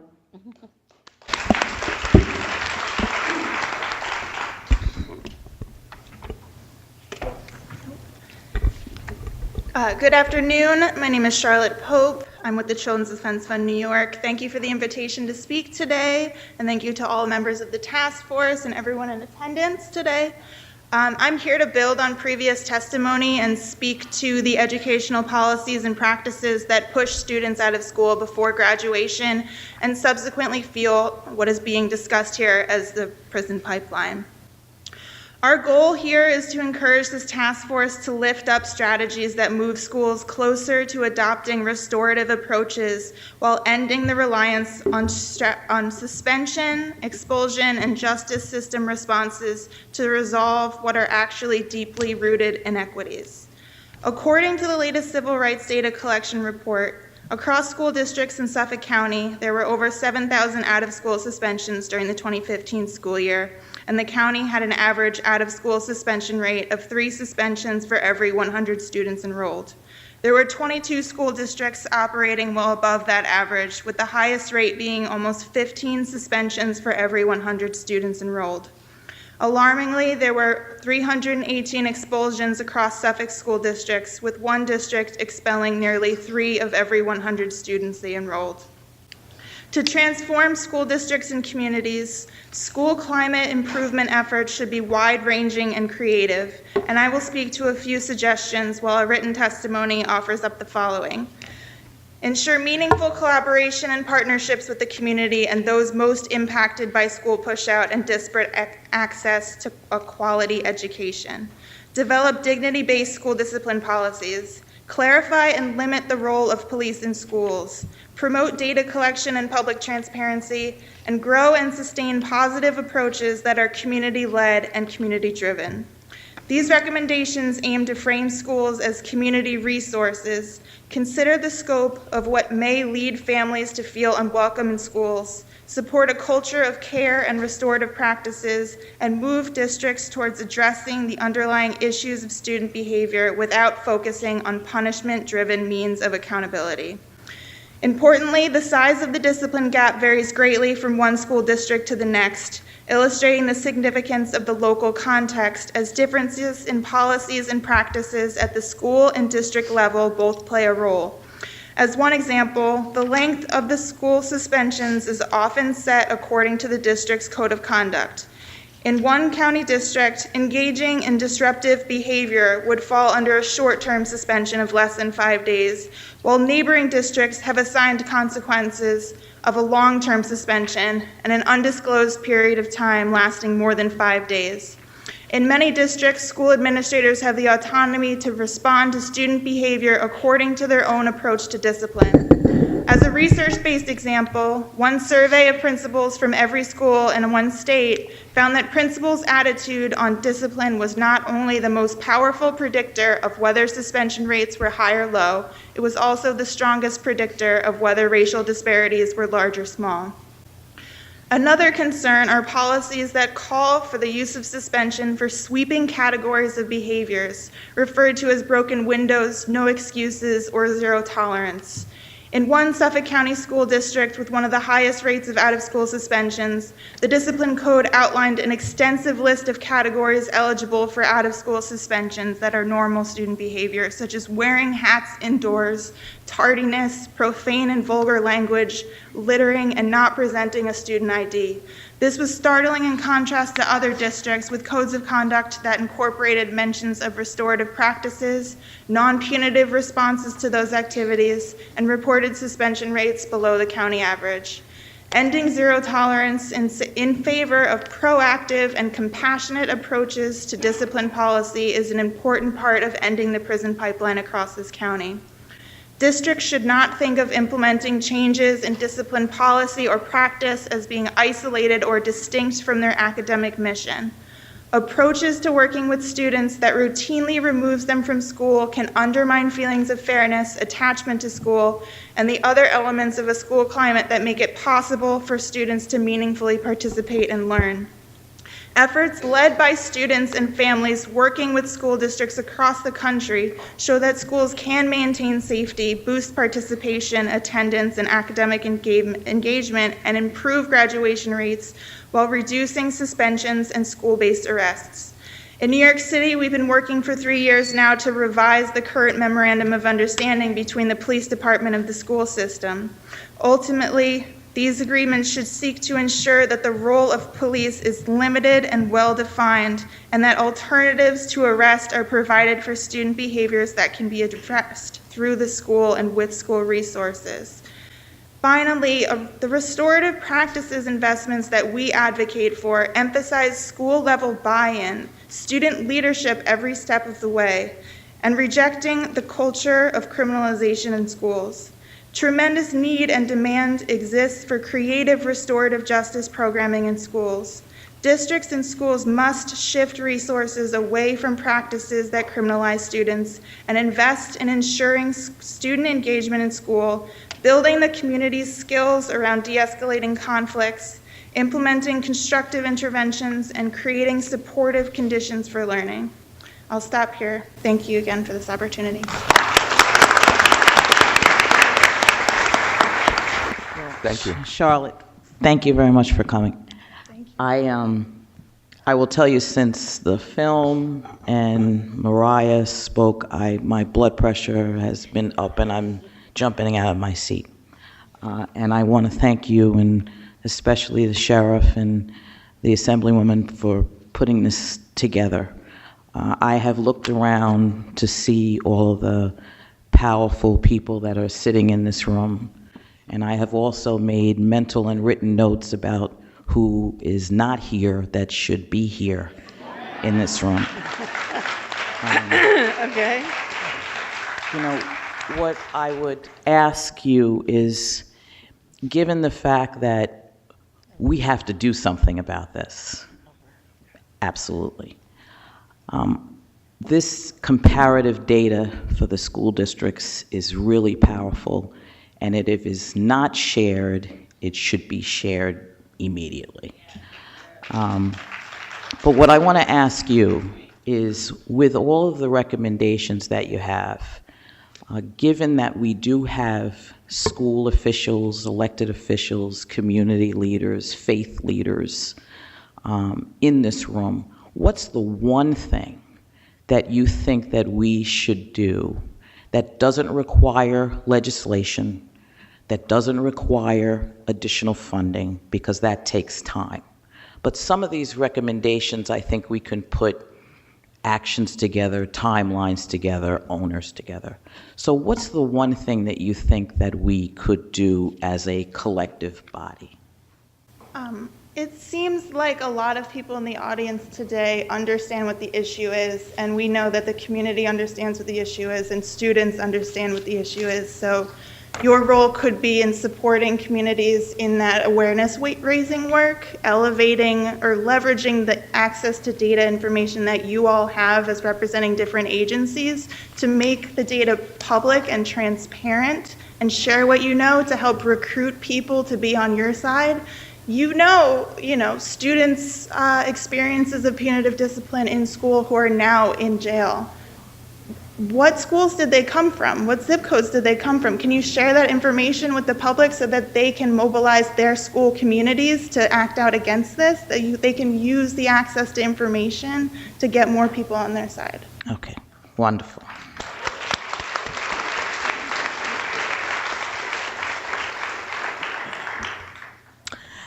Thank you, Charlotte Pope. And I actually want to also recognize Councilwoman Valerie Cartwright, who's sitting in the audience, if you just wave. Our next speaker is Julia L. Davis, Esquire, Director of Youth Justice and Child Welfare Children's Defense Fund. Good morning, and good morning, afternoon at this point. Thank you all for putting this group together. I have tendered to this group 7 or 8 pages of detailed recommendations, and I want to stop because I want to echo the urgency that I heard from Ms. Edwards, the urgency that I heard from Judge Camacho, the urgency that I heard from the sheriff and from others. There is so much we need to do. I want to go straight to my recommendations for how this body gets some work done. Here we go. None of this will happen without an enormous amount of political will. None of this will happen without the commitment of people in this room to ongoing, difficult work together as a group, meaning hours of toil, which also means coming back to the people in this room and into the community to report back on what you have learned. So I want to walk through some of these things specifically. You've created a coordinating body here that represents many of the stakeholders that are engaged in this work. But what I don't see are impacted people. What I don't see are children that have been part of this system and their families. And best practice in doing systems change, whether it's in juvenile justice or in child welfare, is about engaging those folks at the table to help inform the process that you need to take to evaluate where the gaps are in services, what we need to do to bridge those gaps, and how we can all be accountable for the outcomes. So I would encourage you, and I mean this respectfully, to engage those communities in this formal committee and make sure that they have a seat at the table. And I would also respectfully request that community-based service providers that represent people from the community with these histories, and I think that includes folks that we heard from today, like FETI, like Empower Long Island, also have a role in this conversation. Organizations that are working really at the nexus of communities and families need to be part of this conversation, as does the Defense Bar, as do family members, as do people that have experienced these systems and returned to the community. Once you bring that group together, I think you need to designate a single leader or a couple of leaders to work specifically on the issues identified by this group: housing and family stability, substance use, mental health, education access, and school pushout. And I think you need to drive this committee work into those 4 categories, and I think you need to do some specific inquiry in those areas. One, and I've outlined some of these questions. I don't want to read them all out loud, but I think for the transparency of the community that's here in this room, I would urge you to really look closely at what are you tracking in these 4 areas? What information do you collect and what do you share with each other? And what gaps in our understanding do you confront once you do that work? That's typically called a gap analysis in system reform, and we do it across our systems. We need to do it right now with the lens of children and youth justice. We also need to look at which agencies and community-based providers are doing this work and whether they're effective, whether they are what the community wants and needs. And so we may have to do some difficult work to shake up. I loved, Sheriff, your introduction about kind of shifting the status quo. Some of this work may mean pushing against some of the status quo about how we've done this work and who's been involved in that historically. I think ultimately, once you've run through this inquiry and you've decided in these 4 areas what you need to know, you need to go find that data, and then you need to really develop specific policies and practices that are going to address those 4 areas. And you need to write a plan. It needs to be a written document. It needs to be a public document. It needs to be an accountable document so the people in this room and the people in the community can come back and say, this is what we said that we would do. We want to help. We want to connect with it. What are the outcomes and what are we specifically going to do to get there? And that means, ultimately, that we will also ask you to identify specific resource needs and a financing plan for the work. Any plan that comes out of this group, which is going to take time, really has to drill down so deeply that we understand specifically what our community wants and needs, how much it will cost, and who we will get it from. I think that we've heard so much in this room. There is a rich and deep understanding of the challenges of our children and families that I urge you to use this time to collect information and then to come back to us with your suggestions on how we can hold you accountable. What can we expect to hear back from you?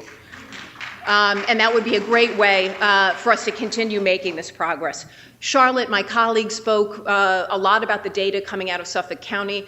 I and my office in New York City would love to be helpful as you start this inquiry. But with that, I want to thank you. I want to ask you to feel excited and challenged and feel the urgency of this work. But I also want you to stay accountable and committed to the people in this room. So thank you.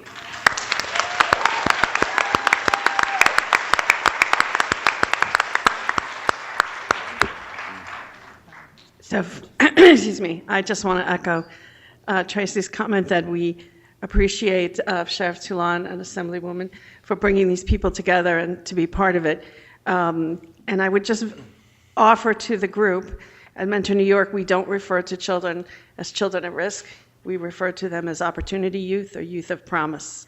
They're on the verge of success. And we like to think about all the children that we try to help as a path forward for them as opposed to a deficit.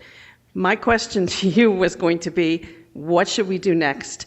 And so you've answered our question, and I appreciate that. What do you see the biggest hurdle in terms of moving this to the next level? I think the biggest hurdle is political will and long-term commitment. This group knows what it needs to do. So the question is, can we all really commit to do it? Thank you. Thank you. Thank you.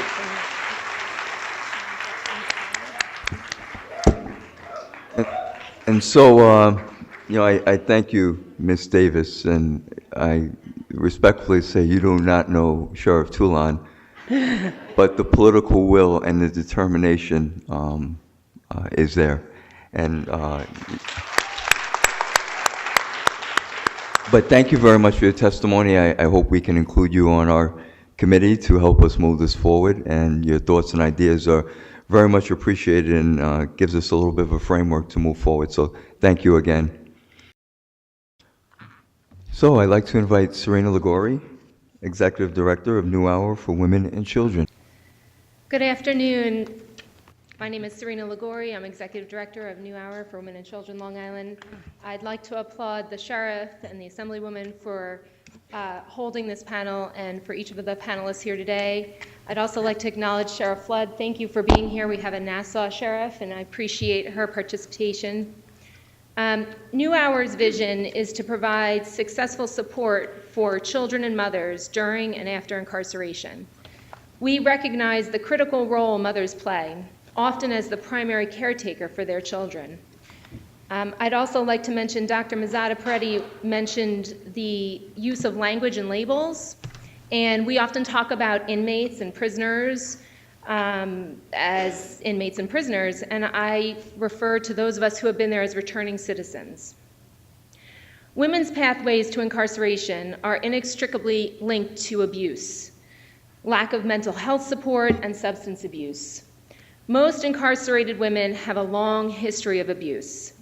An overwhelming 9 out of 10 women behind bars are survivors of abuse, and the impact of abuse often leads women to commit crimes.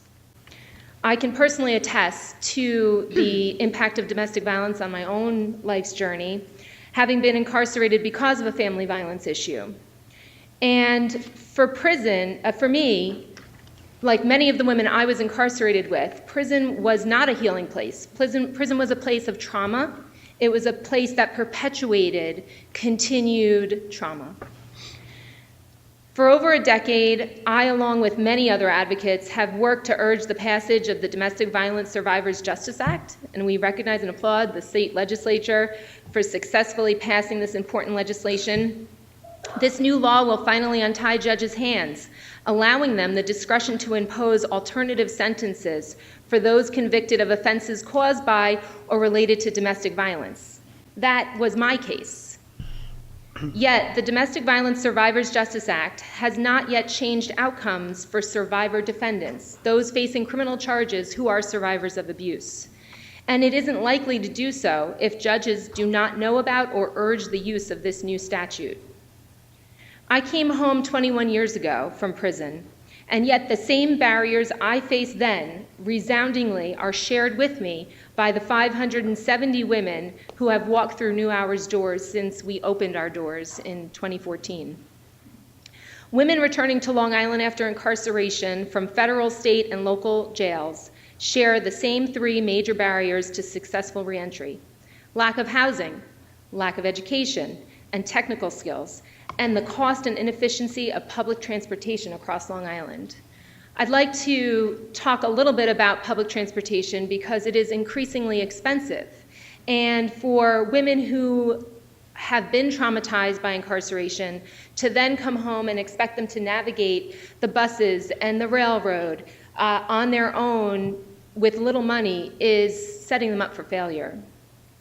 While I was lucky enough to receive my associate's degree in the college-bound program at Bedford Hills, most returning citizens will have left prison or jail with little to no improved educational opportunities.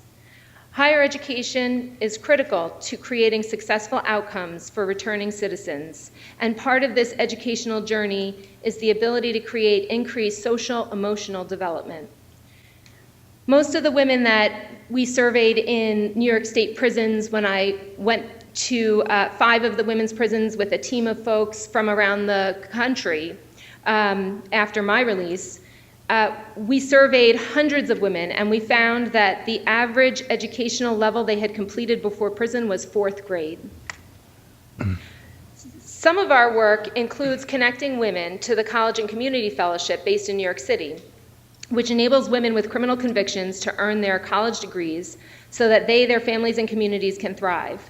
While CCF is readily available to women in New York City, there is a clear lack of collaboration between higher education for the incarcerated and returning from incarceration here on Long Island. A round-trip ticket to New York City can be close to $50, making regular access to services for women in reentry financially impossible. We must do better here on Long Island. With a wealth of educational opportunities, we could create a comprehensive educational network of colleges and universities that would work together to create opportunities for all returning citizens to apply and attend college across the island after incarceration. I wanted to note that in 2018, the New York County District Attorney's Criminal Justice Investment Initiative awarded CCF, the College and Community Fellowship, $2 million over 3 years to build out their student services for women and men returning from prison and jail. We call on our local officials, district attorneys, and county executives to prioritize funding for education here on Long Island for those in reentry. Funding education for those in reentry creates stability for returning citizens and therefore increased community safety, drastically reducing crime and recidivism. 3 out of 4 women in prison are mothers, and the impact on their families and children is devastating. When a mother or father becomes incarcerated, the whole family suffers as a result. All of the mothers that we work with have clearly stated their objective for reentry is their children. Unlike men, women often return to become the primary caretaker for their child post-incarceration, which means a whole different set of barriers and challenges. Formerly incarcerated mothers worry about the ripple effect of the trauma of arrest and incarceration on their children. We know that children of incarcerated parents are at a higher risk to become justice involved, and often this risk can be mitigated by lowering trauma through the creation of child-sensitive arrest protocols, data collection, and training for police officers. There should be written protocols to minimize trauma to children at the time of a parent's arrest, as well as an effort to collect data on the number of children present at the time of arrest. Model protocols are available, and other jurisdictions, including the Albany Police Department, has created these safeguards to protect children from further trauma. In New York, there's no consideration made for the often remote placement of incarcerated mothers and fathers. Albion, the maximum facility, the largest facility for women, is near the border of Canada, and children and families must travel up to 10 hours to visit their mother in prison. We urge the passage of the Proximity Bill, which is sponsored by Senator Montgomery and Assemblymember Razek, which would cultivate successful family reunification and reentry by placing parents in a facility that's closest to their children. When I think about this issue, the children who come into my office every day talk about how mommy or daddy is incarcerated and they haven't seen them in years. What are we doing to change the outcomes for our children, our 3rd graders and 4th graders and 5th graders who are living with the secret of an incarcerated parent? I'm incredibly grateful for your creation of this timely discussion about the need for access to higher education for incarcerated and returning citizens, and I am hopeful that this is the beginning of an island-wide dialogue needed to impact and create successful outcomes for justice-involved mothers, families, and parents across Long Island. Thank you. Thank you. Thank you, Ms. Liguori, for your testimony and for your service. It's really such an important area. I want to give you some hope that judges do get educated.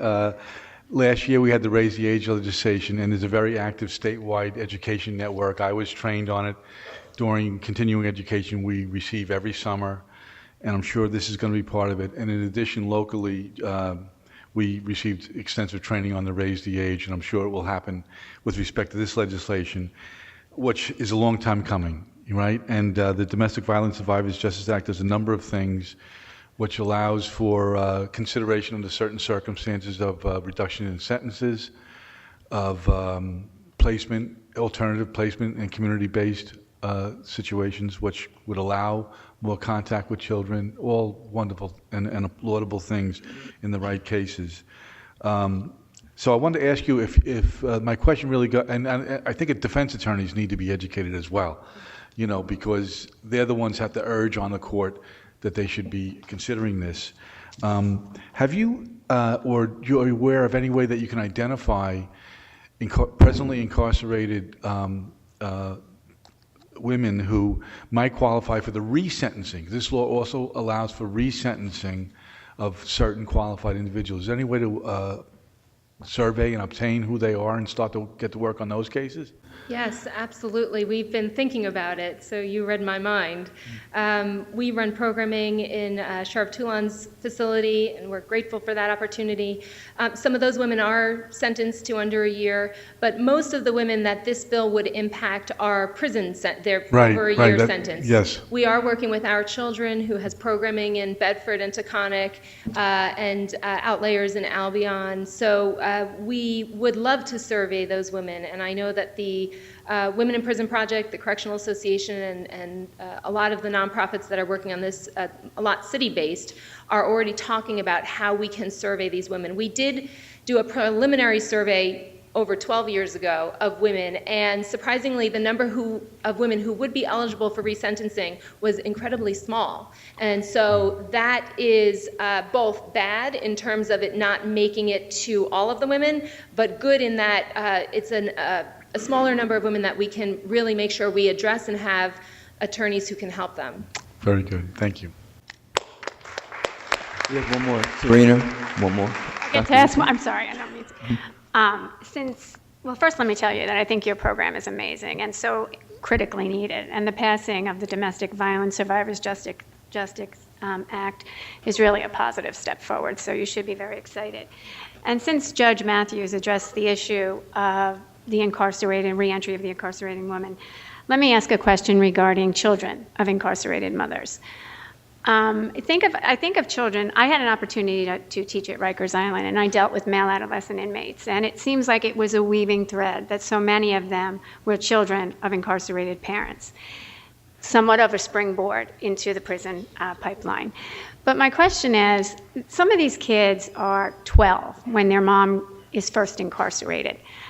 How do you, because these programs that you offer, how are you triggering interest on their part to want to partake in these programs? Because when I think of a 12-year-old, I think of the fact that they are really influenced by their peers and the stigma that could be linked to seeking out a program which would identify them as a child of an incarcerated parent.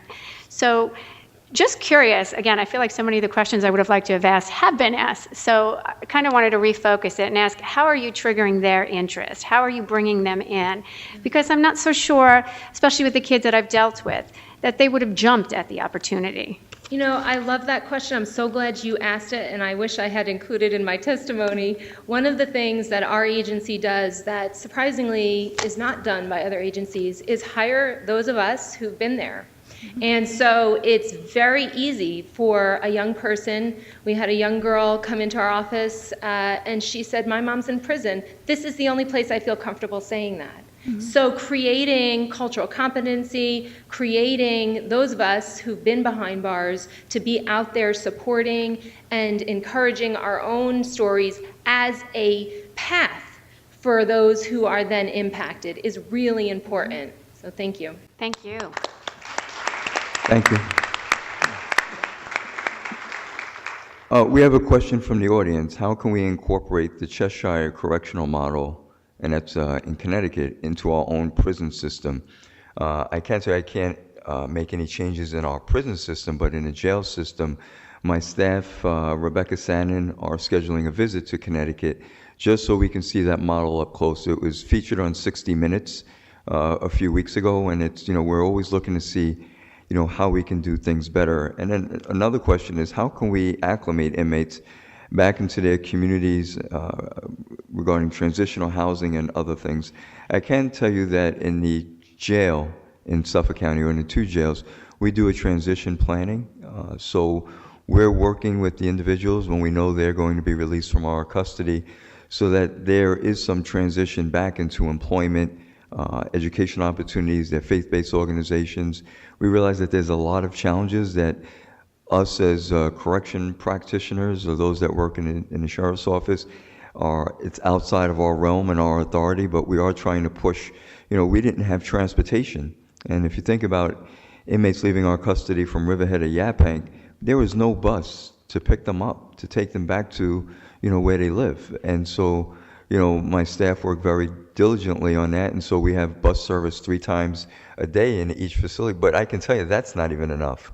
We need to come up with a better plan. I do not want to see inmates walking down the road, or formerly incarcerated individuals walking down the road in that plastic bag that they're carrying that's truly identifiable from where they're coming from. And it's really a risk. It's a risk for them to just be walking the streets like that. It's just not fair to start them back off when they leave the facility to, we need to provide a better way. So, we're really looking at it. I'm writing down so many notes, and I'm glad that the testimony that's provided was provided previously in a written form, so that it's something I can memorialize and read this weekend after I take my wife out for Mother's Day, of course. But it's really given me a lot to think about, and I really appreciate everybody's attendance that's here. And the last thing is, Sheriff Flood, since she's taken office, her and I have really collaborated on a lot to see what the synergies are with Nassau and Suffolk County and how we can work together to do things a lot better. So I really think she should be applauded because she's really working to be a great partner. So Mr. Charles Fox is our next speaker. He's the Director of Special Projects for EOC of Suffolk, Inc.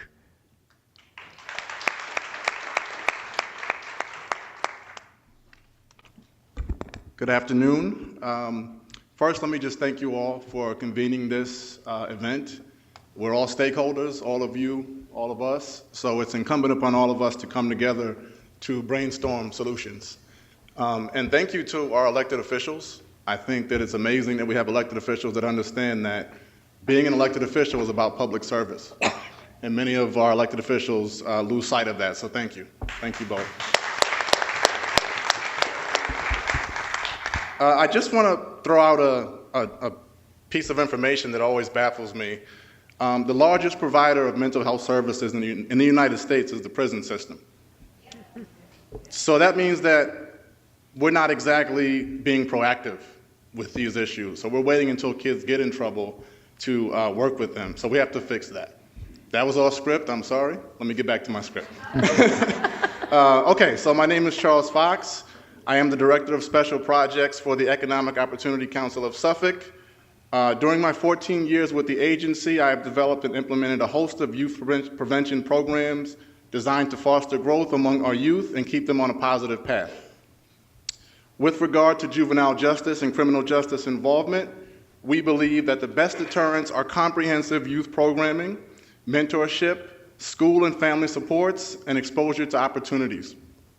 Over the years, in my work with young people, I have found that by giving them positive activities that allows them to thrive and cultivate their interests, we greatly reduce the likelihood that they will end up in the criminal justice system or as another statistic. It is important to engage with youth, particularly those in economically distressed areas, from an early age in order to plant the seeds necessary for them to grow into positive and productive members of society. Investing in them early on counteracts the cost of incarcerating them later on in life. Through after-school programs that include youth development, sports, enrichment, vocational exploration, college access, the arts, and so much more, we give young people avenues to good decision-making and pathways to success. Recently, I conducted a focus group of formerly incarcerated individuals, and I would just like to share with you some of the insight that they provided with regard to what might have helped them avoid becoming justice involved. One young man said, opportunities. More programs in the community that give you something to do after school would have helped me tremendously. Another young man said, positive role models for young people and mentoring programs. A third young man said, more positive police presence in the community. More opportunities for positive police engagement in the community so that the community members feel a level of trust with law enforcement that does not currently exist. And he was very specific to say that it is incumbent upon law enforcement to facilitate that. The consensus seems to be that the more opportunities youth have, the less likely they are to fall into criminality, gang involvement, and other detrimental activities. It is incumbent upon all of us to provide these opportunities in the form of after-school programs, work experience programs, enrichment, athletics, and all manner of programs that will help develop a young person. It is also important to focus on restorative justice programs for youth that have committed a crime in order to focus on rehabilitation and reconciliation with victims as well as the community at large. We must continue to invest in early childhood education and continue to invest throughout a child's youth so that we're not paying to incarcerate them later on in life. Thank you. Thank you. Dr. Roth? I have the question. So we've been talking, there's been several themes that we've been discussing here today, and you started off your testimony with mental illness, and I thank you for that, as well as, substance abuse and all the other themes that we've talked about today.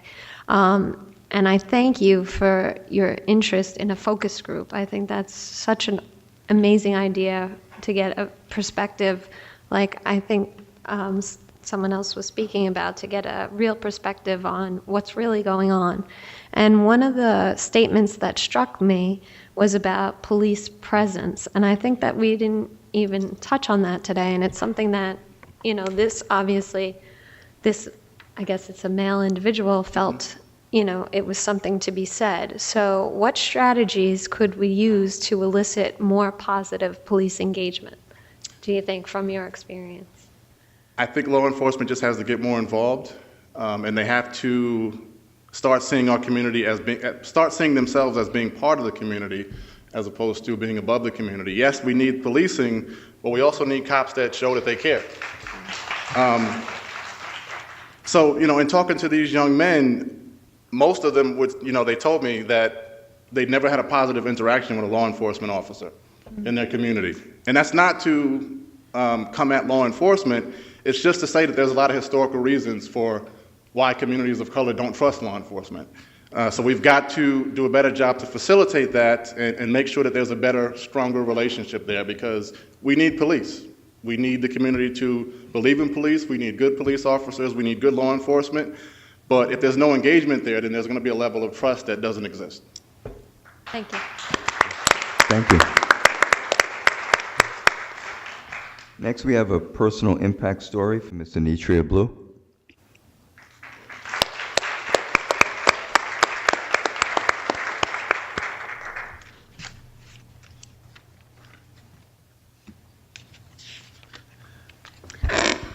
Good afternoon, everyone. Good afternoon. My name is Anitria Blue, and I would like to start by saying that I appreciate all that you guys are doing and all that you will do in the near future. I really do appreciate it.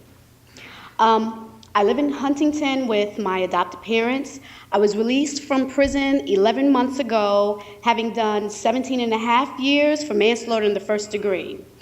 I believe that I committed a crime that could have been avoided if I had the knowledge, the education, and the tools necessary to get help. Before my incarceration, I was an aspiring medical doctor, almost completing my BS in biology pre-med. Unfortunately, I got involved with a man who was abusive in many ways, and I had absolutely no idea how to protect myself. I was your typical good girl who went to church, who went to school, worked, and spent time with family. So I believe, what more could I possibly ask for? Eventually, I had been diagnosed with mental illnesses, and upon my arrest, I believe that instead of the justice system thoroughly investigating the circumstances that led to my crime, the evidence mentioned was underestimated. To me, I just became another black statistic in the justice system. I had absolutely no idea what domestic violence was. However, I instinctively knew that what was happening to me was wrong. I had previously suffered a lot of abuse during my childhood, and I became a foster child for several years before I was adopted. Unfortunately, I wasn't sure what to do to eliminate the abuse from a almost 300-pound man, so I executed a learned behavior called violence, which led to a 20-year prison sentence and 5 years post-supervision. I struggled incessantly with my mental illness and the stigma of it, my adoption and the circumstances surrounding it, and a plethora of other fears that I believe no child should experience. Fortunately, I had been exposed to a life that many parents would want for their child. I wanted better for myself, so I did everything in my power to attain as much as I could in order to not become a recidivist or a repeat offender. I wanted to make my family proud of my growth and change to have a better quality of life while taking accountability for my crime. That was very difficult. Incarceration was one of the most daunting experiences in my life, but I did what many women struggle to achieve, taking what I learned and applying it to the present while preparing for a future of health, happiness, and prosperity. I completed mandatory programs by the state. I worked and got involved in whatever programs I was allowed to take part in during my incarceration. So I took advantage of the college program offered. I received my associate and bachelor's degrees. I participated in extracurricular activities such as RTA, praise dancing, the STEP team, youth programs, and other programs and organizations available. Nonetheless, with my degree in sociology, I realized that the world was much larger than I could ever imagine, and I became passionate about becoming an asset in society instead of a liability, which I had already become. That's when I knew that reaching out, giving back, and helping others was my purpose in life. It meant not only showing personal growth and change, but leaving a legacy that means no matter who you are, where you're from, or what you've done, positive change is always possible with the right resources. So, to say the least, I believe some essential tools in preventing incarceration, providing rehabilitation while incarcerated, and/or successful acclimation in society after release include, but are not limited to, quality education, updated skills training, effective communication techniques, and more transitional programs such as the New Hours Emerge program. And I mention this because the New Hour Emerge program is fortifying me with the tools for not only personal growth, but the opportunities to lead and advocate for social justice and social change. Emerge constantly reminds me that no matter my path, I am an intelligent woman who can make a difference in my community and beyond. To lend a hand to those who are like me, to lend a hand to those who are not like me, and to lend a hand to those who perhaps want to emulate the better parts of me is my life's journey and goal. So I know I have to strive to be the best me that I can be. Lastly, Emerge consistently reminds me to build character, which is essential in making any form of education vital and relevant to anyone's future. Therefore, I conclude with the words of Dr. Martin Luther King Jr. The function of education is to teach one to think intrusively and to think critically. Intelligence plus character, that is the goal of true education.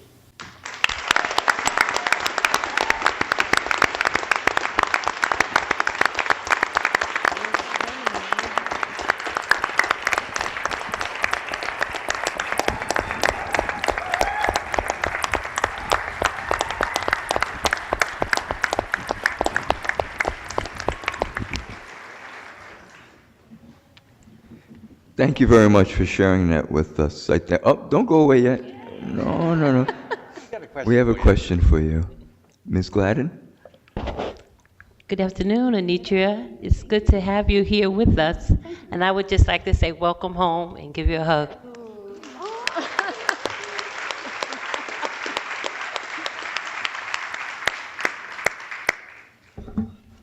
So my question for you today is, you seem like you're on a good track. You're taking part in the programs, resources that's available to you. But I do have a question. When you was incarcerated, what was the most difficult challenge and adjustment that you had to make while being incarcerated that you feel the system can help make a change in that? That is a very good question. There are many actually, but the one thing in particular is providing, and I could probably speak for the men too, but providing women with the appropriate programming necessary for rehabilitation. But I also believe that The justice system does focus on rehabilitation, which is a great thing, but it also needs to focus on habilitation, which is a bit different from rehabilitation, in that so many people who are incarcerated have never had the opportunity or lived a lifestyle that so many politicians or the legal system put in place for us. They don't know what they're doing. Therefore, when it comes to rehabilitating programs, they really don't know how to implement it into their lives. And a lot of it is used to, okay, this is what you need for the outside. But they also need programs in order to help them survive in the inside. So once they're released, they can be able to acclimate into society a lot smoother than they do, instead of being repeat recidivists, or recidivists rather. Thank you. And one more question. Do you feel that the stakeholders in this room is on the right track to make those resources necessary for all those that need them? I would say absolutely, as long as we stay on the right track, yes.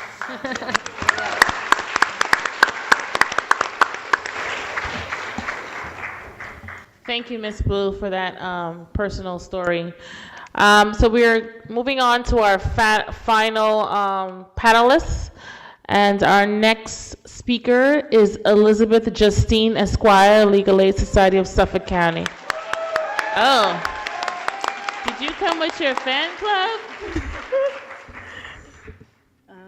Many thanks to the panel and everyone in this room. Anitra is quite an act to follow, and she's done amazingly. I've done some work with her. My name is Liz Justison, and I'm here today as a representative of the Legal Aid Society of Suffolk County. The Legal Aid Society of Suffolk County handles the largest percentage of juvenile and youth cases in Suffolk County. And according to data compiled by New York State Division of Criminal Justice Services for the last year that it was available, of 2017, there was about 1,000 children, 214 under 16, about 718 16 and 17-year-olds arrested in Suffolk County. And that translates into about 1,000 lives, young lives, that we can really impact and change. A 2013 study of 35,000 youth in Chicago reported that juvenile incarceration greatly increases the likelihood of both dropping out of high school and of incarceration as an adult. It also showed elevated rates of anxiety and depression within this population. In conjunction with what we know about ACEs and its effect on the brain, which in turn affects impulse control and decision making, I submit we need a meaningful change in practice and customs to break the cycle of juvenile to adult incarceration. And although I have many ways that I think that we could propose changes, I'm going to talk about two that I think are most meaningful for me today. Number one would be a move towards holistic lawyering, the defense attorney's accountability that Judge Matthews brought up. And number two would be implementation of restorative justice practices in the jail and through probation. Holistic lawyering is the idea that we treat the whole client, not just the charge on the piece of paper. They're not just a docket number. It recognizes that solely pushing a person through the system fails to recognize the issues that brought them before the courts to begin with, and fails to acknowledge the invisible punishments that will follow shortly after. It begins with changing the question from what is wrong with you to what has happened to you. Mm-hmm. Through the incorporation and utilization of social workers in our legal aid criminal practice here at Legal Aid Society, we have begun to transform the way we handle our cases, leading to better dispositions, better outcomes, not just for our clients' cases, but for their lives. Utilizing social workers and other professionals is a way to assess the client for substance abuse, mental health, housing, education, schooling, and other issues that may affect the outcome of their case and their life. In turn, this allows the attorney to better address the needs of the client's criminal matter. I propose that attorneys and district attorneys handling cases in all the family and criminal youth courts be required to participate in an initial and ongoing trainings before they're permitted to represent these children. Just as they have special qualifications for attorney for the child for the 18B panel and family court. Such training would focus on understanding ACEs, trauma, implicit bias, racial disparities, poverty, cultural competency, and collateral consequences as they relate to the youth population, as they are many and vast that people do not understand. And our office, the Legal Aid Society, has many of these trainings already available that we are happy to share. My second suggestion would be to incorporate restorative justice practices in the jail and for those youth on probation. We've already heard Dr. Haggerty speak about it, the practice being used in Suffolk County through the adjustment cases for probation. And I suggest we go further. And this can be done in 3 bold ways. First, restorative justice groups within the jail facility to allow participants an opportunity to be accountable for their actions. This could be achieved through training correction officers, having them learn restorative justice techniques and think about really redefining the word corrections. Second, the idea can be expanded to include restorative justice circles for the families of the identified youth. Many times a family feels shame and stigma when their child is arrested and incarcerated. It could be part of discharge planning. Lastly, and the most bold of the 3, victim offender circles. With the goal of healing the harm, the focus is on accountability, understanding the harm that was caused, and a decision between the parties on how to make the situation right. Of course, this would have to be on consent of the victim, and all the people involved must be prepared for the actual circle. However, real healing can occur. Many times, the current justice of the sentence brings little solace to the victim. The ability for the offender to take responsibility and say, "I'm sorry," can have a much greater healing effect for all those involved than any actual legal sentence. All 3 of these can be done in the jail and through probation. Although I had many other ideas to share, I submit that those 2 could hold the most meaningful promise to real change in our treatment of youth and the outcome we see. And I thank you for your time today.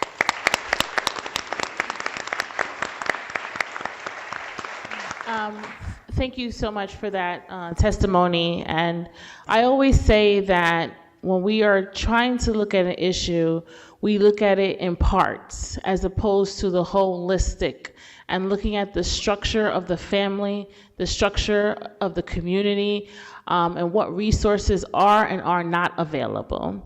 And so I thank you for your testimony.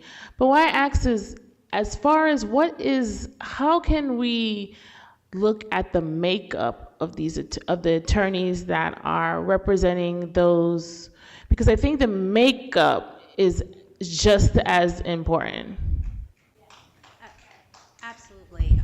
Obviously, there's disparities within the profession, and that is an ongoing issue. And I think that will continue because access to education is problematic. Mm-hmm. I will say, however, that I do believe that people can be made aware, and awareness is everything. And by studying mass incarceration, by understanding racial disparities, by presenting that evidence, to become aware, you can't then unlearn that. Mm-hmm. And then by incorporating that into your practice and having ongoing ways to evaluate that through the profession, as well as having oversight by judges. But it has to be buy-in, not just by the defense counsel, it has to be by the district attorneys, it has to be by the judges as well. Mm-hmm. That this is something that we all have to embrace in order to promote the outcomes through the courts. Thank you. I totally agree with that, but I think it's critical that the way we best learn about culture and community is by having representation from those culture and those communities. It's the most powerful educational tool that we can have. And I can say I look to any entity that I work with, whether it be the state, whether it be Suffolk County, and I say, what is the makeup of your office? What is the makeup of your agency? Because when we talk about children of color, they not only need to see someone there helping them, but they need to know that someone from my community made it there too. So I just think it's critical that that is embedded in, that is priority when we're talking about transforming lives and being inclusive. That is, I can't stress that enough. I would agree. If I can just add a comment, I certainly agree with your remarks, especially with the bench as well, you know.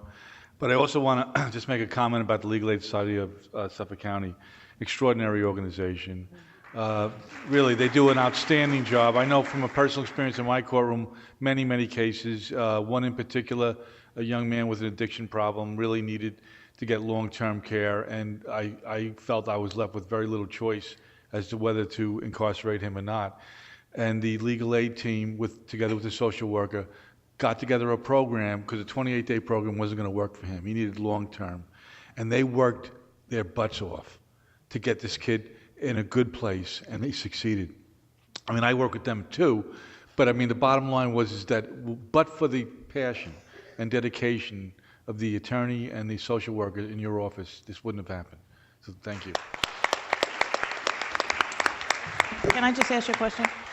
What is the makeup of the diversity of the Legal Aid Society? Not to put you on the spot. I guess I am putting you on the spot, but.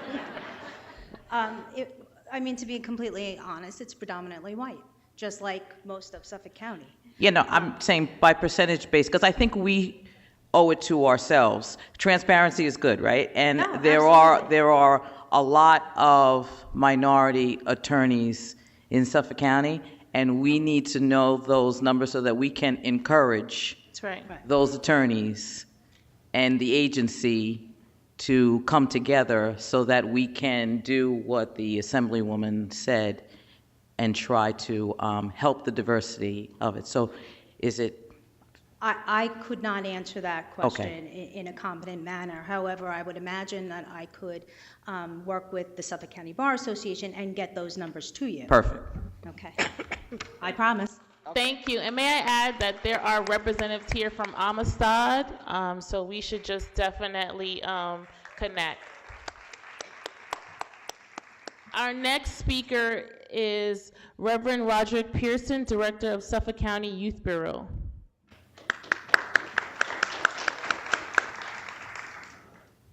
So I want to thank all of you for convening this meeting and this session today, and especially to our sheriff and to our assemblywoman and to all of the judges and all of the officials who are here with us. The Suffolk County Youth Bureau and the Suffolk County Youth Board Coordinating Council established a Suffolk County plan for how we would deal with such things as education, law enforcement, probation, health, mental health, parents, youth, and families, the reduction of crime, violence, gang involvement, substance abuse, academic failures, et cetera, et cetera. Out of that came this youth and justice plan. And I think you have the first page, but I have the full report, and so I'll leave it so that it can be disseminated amongst you. The components of this Suffolk County Youth and Justice Plan, first of all, the mission, goal, and objective is to establish a pilot program in one of the targeted high-risk neighborhoods, such as Brentwood or Central Islip. And our goals are the reduction in homicides and or violent crimes, a reduction in school suspension as a result of violence, a reduction of assaults, sexual assaults, a reduction in family court violence cases, and a reduction in domestic violence incidents. These are the components of our Youth and Justice Plan. They are 5 components. The first one is early prevention. Effective prevention activities should begin early to address risks. Early prevention is what my mother used to call, in other words, my mother had her own form of early prevention. So those of you who are from our community, you understand what early prevention means. Early prevention is Proverbs 22:6. Train up a child in the way that you should go, that when he is old, he will not depart from it. Early prevention is supporting our parents and teaching our young parents, particularly our young single mothers, how to be parents and not friends of their children. Early prevention. What we need is support of the entire family, not just the child, but the child and the family or the guardians who are placed over these young people's lives. And in all due respect to my good friend, Sheriff Toulon, we need less money for jails and more money for performing schools.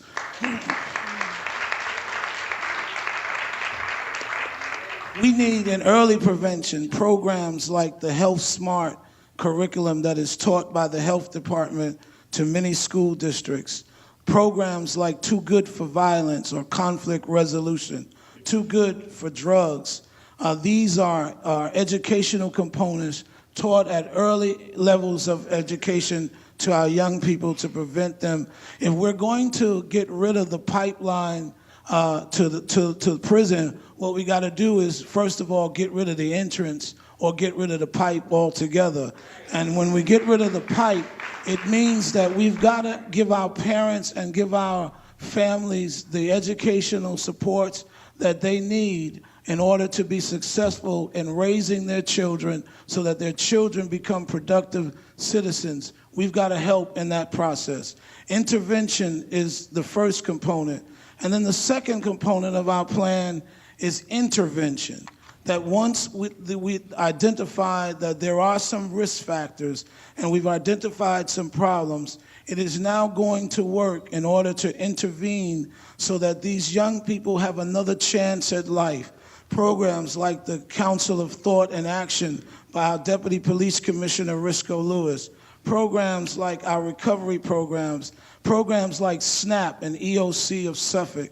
These are intervention programs. Programs like SNUG, the Cure Violence, which teaches our children how to deal with conflict resolution. And so these are the kinds of interventions along with early prevention. But then there's this one piece that we really need to do a better job of, and that's in the area of trauma. When the young ladies, I remember when the young ladies were murdered in Brentwood, and all this attention that those families got from the highest of elected in our nation, but nobody helped those mothers with trauma. Nobody helped them to deal with the aftermath of a traumatic situation.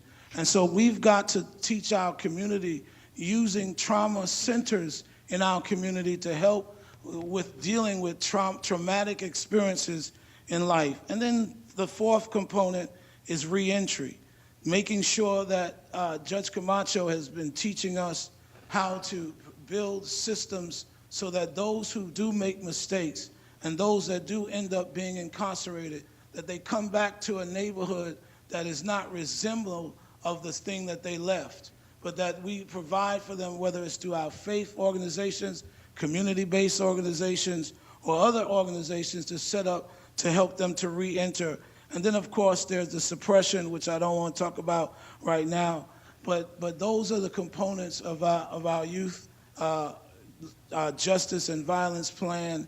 And so we thank you for this opportunity to present to you, and we ask that one thing that we do from this day, that when we leave here, that we don't leave here with we've had a good day, but we leave here with a plan of action of what steps we will take going further so that we better the lives of our young people and better the lives of the residents of our county. Thank you, and God bless you.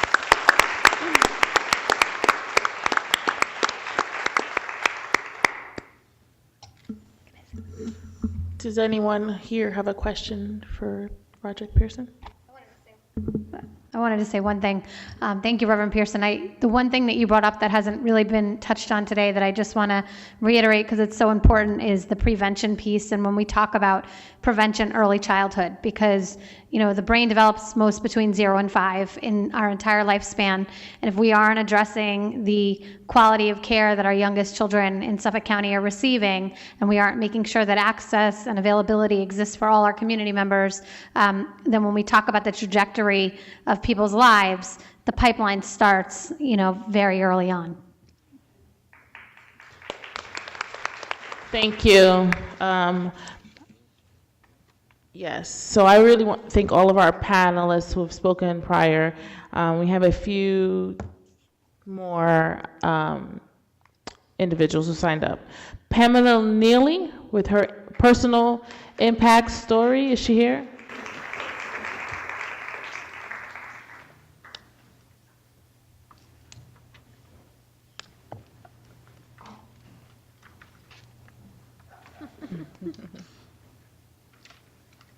Oh, it's been a long day, but it's been so beautiful, and I want to thank you guys. I'm not going to keep you long, but I'm happy. You know why I'm happy to be here? Because before I die, I get to see that I know it's going to be some change within the criminal justice system. That's a blessing. That's a blessing. My name is Pamela Neely, and I first got arrested when I was 17 years old. I was on Christmas vacation in high school, and I was in the wrong place at the wrong time, and I ended up with 8 felonies. My peers went back to school, and I went to Nassau County Jail. I received my GED because I wanted to graduate with my peers. And upon my release, I went straight to college. I vowed that Nassau County made me a believer. But on 7/4/1985, my life changed forever. My mother died. She taught me everything about life, and she taught me nothing about death and what I was supposed to do. I was 26 years old. I was totally lost, and I turned to drugs. I had values, I had morals, and I knew right from wrong. But the pain was so excruciating that I wanted it to go away. I got hooked on heroin, and for many years, I believed that I was going to die that way because I didn't know that I could change. My life was totally out of control, and I was in and out of Nassau County facilities so much it became my second home. When I got there, they didn't say, "Wow, you here?" They would say, "Pam, you back?" "Yep, get my little stuff together, let me go to my cell," because that's how much I went to jail. But I realized today that jail saved my life. The DART program saved my life in jail. And the DART program is a drug rehabilitation tier that will allow NA and other programs to come in to show you that there is a better way of life. And going to those meetings in the support group that they allowed 5 Towns Community Center to come in and do helped me make up my mind that I deserved a better life.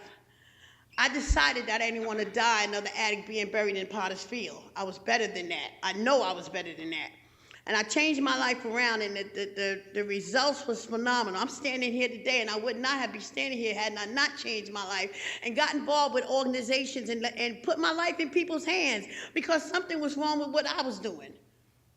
And the fact that I was accepted in the life that I was living, and that's the way I felt. I felt like using people accepted that. When I got my life together, I got a lot of people that didn't like that. They didn't like that. They didn't like that I was fighting to be something better. And then I became a case manager, and I gave back to a community in Hempstead that I took a lot from. And it drained me because I didn't know how to put boundaries up. So I had to figure out what I wanted to do in my life, and I ended up moving out of Nassau County and going into the 5 boroughs, and I moved back out here, and something else happened to me, and it was the death of my dog. And it might sound minor to you, but that dog was my life because I don't have children. And when she died, I told her it was time for me to do something good with my life.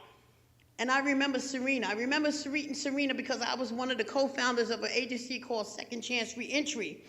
And I sit on the board of directors now. I became a member of New Hours, and I graduated the Emerge program. I learned so much from that training, and I continued my journey in the world of advocacy because I don't know how to do nothing else but help people. My life is awesome because I now get to see women transforming their lives through New Hours. That's amazing to me, to see them come in broke down, just coming home from jail and leaving out there with a job and a smile on their face and the confidence that they need to know that they are somebody. That's amazing to me. I'm so grateful for that. But I found this and more at New Hours for Women and Children, and we need so many more programs like this. But before I leave this earth, I would love to see the correctional facilities working with community-based organizations, as you are doing, Sheriff. As you are doing. That's an awesome thing to work with these agencies because you can't do it all. And these people, everybody has their expertise, and I think that's the most awesome thing, that you're working with them and you're allowing them to come and do service in the jail. But I know together we can accomplish all, and guess what? Today is my new hour. All right.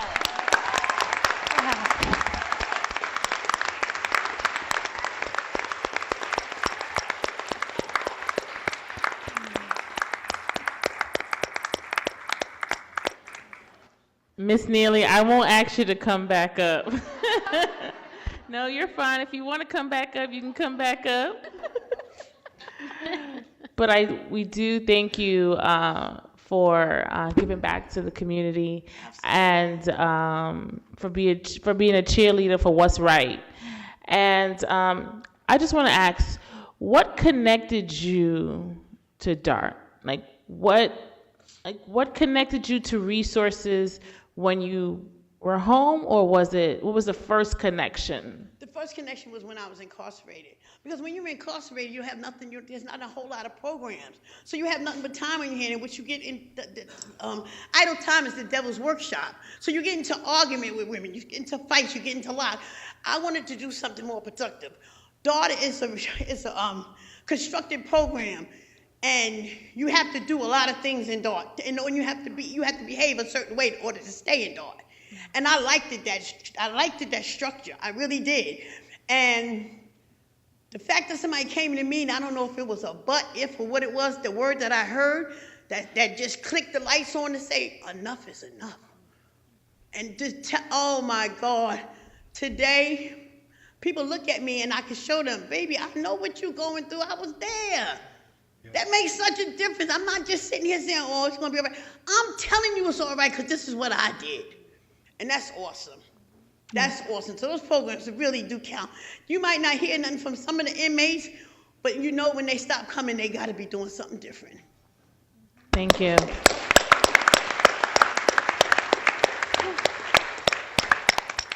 We have just 3 quick speakers, and then we'll be able to conclude for today. Oh, 2 more? No. Oh, yes. 2 more. I'm sorry. Dorothy Santana.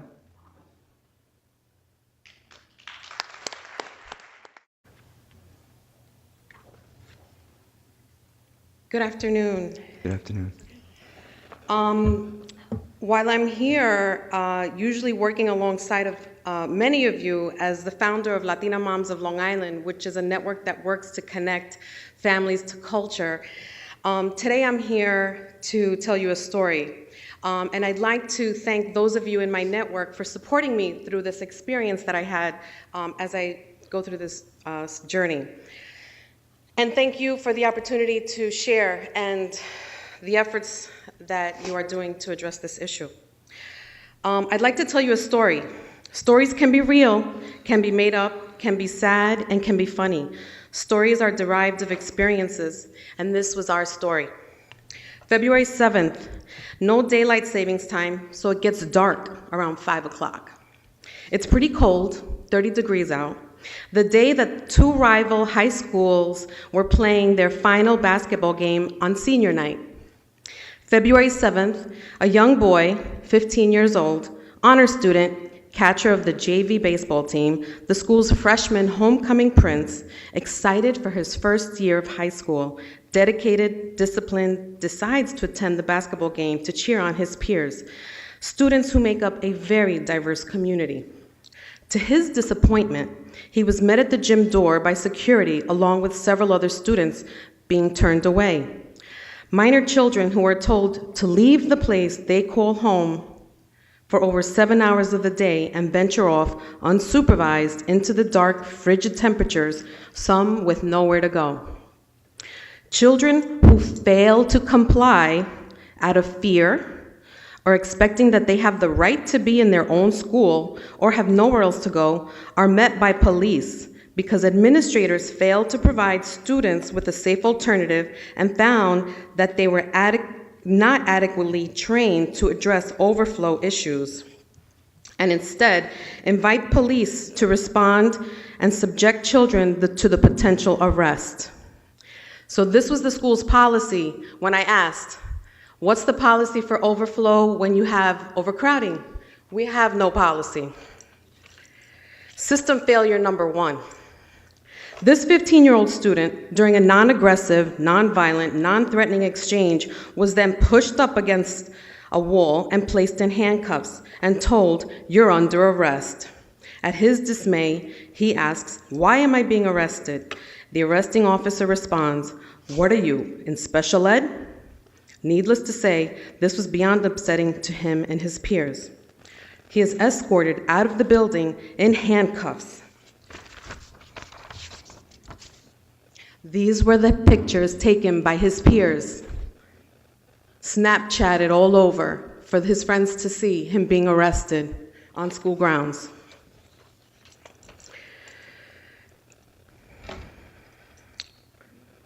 Not because he refused to go outside in the dark, cold weather, unsupervised and alone, but because the school district lacked an adequate overflow policy and training procedures, and because an overzealous law enforcement officer lacked adequate training in community policing.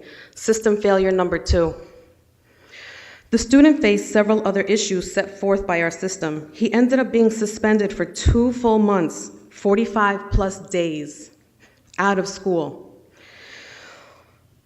due to their punitive discipline practices. What did that look like? Well, his daily routine was interrupted. He missed out on adequate academic instruction.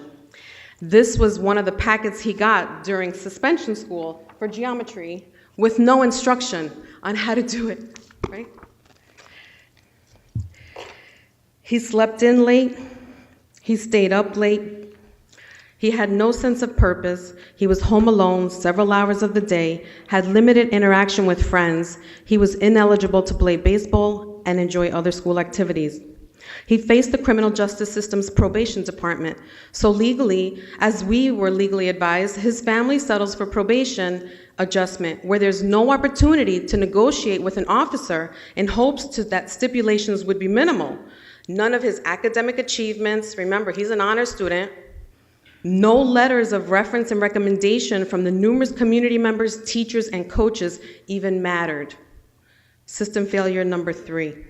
He now faced curfew hours, no sleepovers at friends, had to write an apology letter, had to participate in adjustment services, had to face a jury of his peers through youth court and do community service. He had no physical contact with his friends because they're in school and playing baseball, and 6 o'clock curfew can really get in the way. This story paints a picture and outlines the multiple factors that lead to serious mental, social, and academic issues. These experiences can shape and spiral into depression, anxiety, behaviors, experimenting with substances, social isolation, rebellion, and more. These experiences alter the perception and attitude towards authority. These experiences contribute to feelings of broken trust and broken promises of protection of our school and law enforcement. These system failures only continue to feed our criminal justice system, creating unhealthy, unsafe, inadequate communities.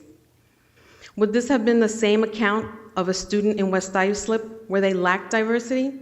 Would this have been the same account of students attending a girls' lacrosse game? While I can't be absolutely certain, I know that statistics say it probably would have been different.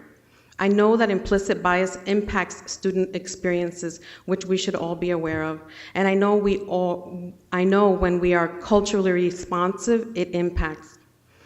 Luckily for my son, he has a fair ending. He maintained his grades, contacted his friends through FaceTime, and he will have a sealed record. And he learned how to do the dishes and laundry really well. I say fair because he never wants to work in law enforcement. He doesn't love his school experience anymore. He was mandated to see a therapist and write an apology letter as if he was the one who did something wrong. And he faces a month of discipline probation just to maintain his eligibility status.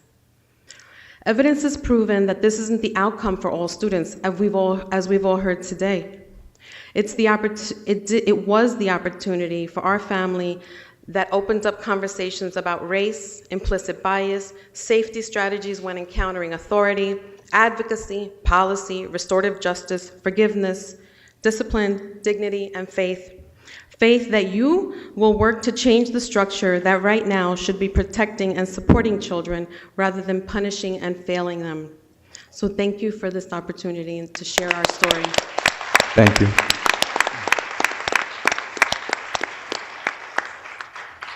How's he doing now? How is your son doing now?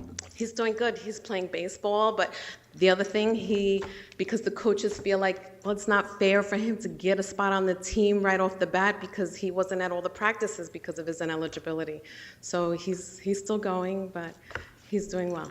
I'm hoping at some point he thanks you for being such an advocate for him. Yes. Thank you. And happy Mother's Day. Thank you. Thank you. And Dr. Barbara Morelli, our final speaker, if she is still here. I'm impressed.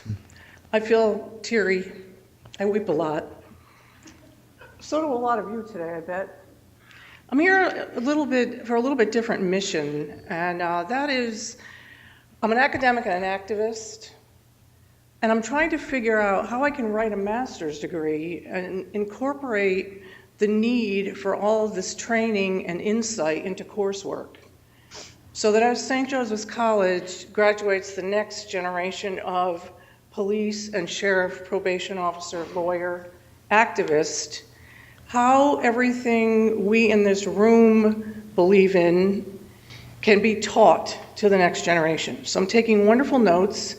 I'd love many of your emails, and I'd love people's input. I guess I'm asking questions for people's input on exactly what courses we should be teaching to train the next generation of judges and police. Many of you I've talked to. I've been to Judge Camacho's court. I cry with him. I know your answer already, and I know the 5 things. But there's so much brilliance in this room, and I'm so touched by all of you. And I hope that maybe we can convert that into an educational philosophy. So I don't know if that's a question. Thank you so much. I'd love your input if you could. How do I get their emails? Is there going to be a form with people's contact information? Well, you can reach out to Krista McKay, and she'll be able to provide everything to you. Thank you. Let me say this.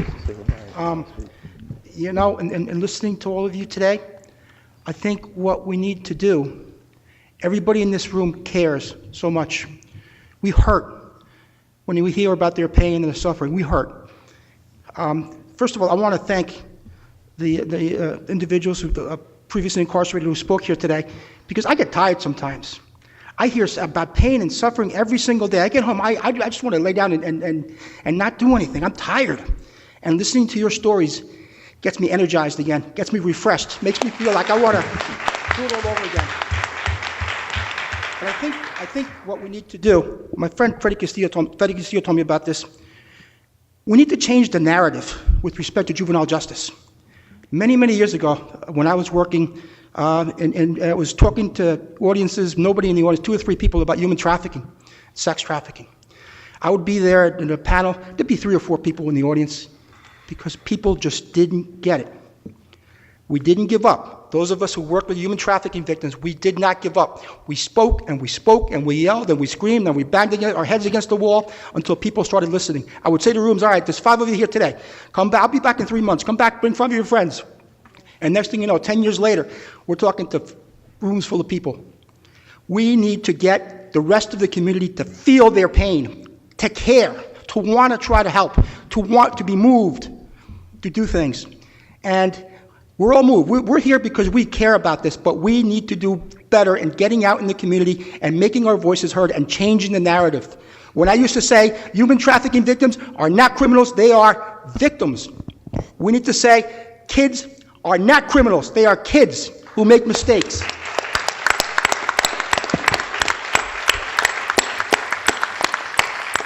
Give the man a tissue. Thank you. I thank you for your power and your just your magic and your energy. All of you, you're the best.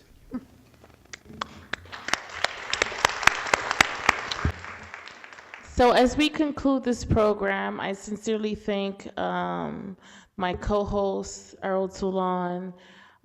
It is truly amazing to have someone like you in the prison system that works day and night, that understands that the construction doesn't only happen in the prison, it has to come outside of the prison.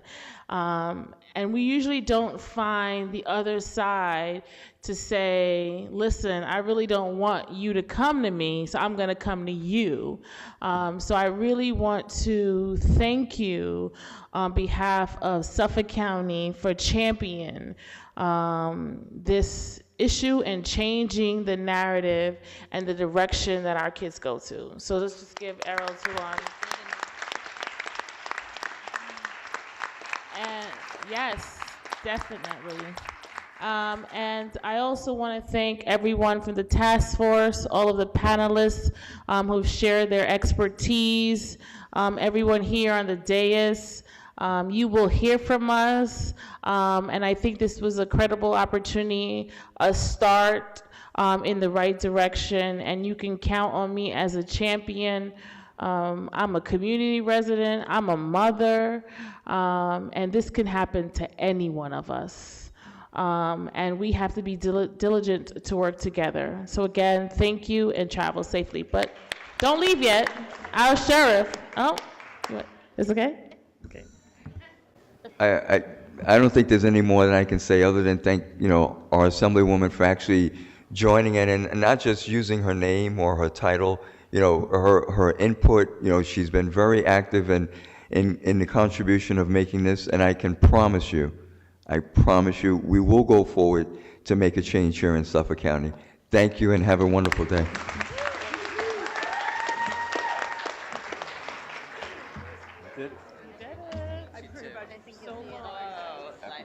Nice to meet you. Take care now. Nice to meet you. Okay.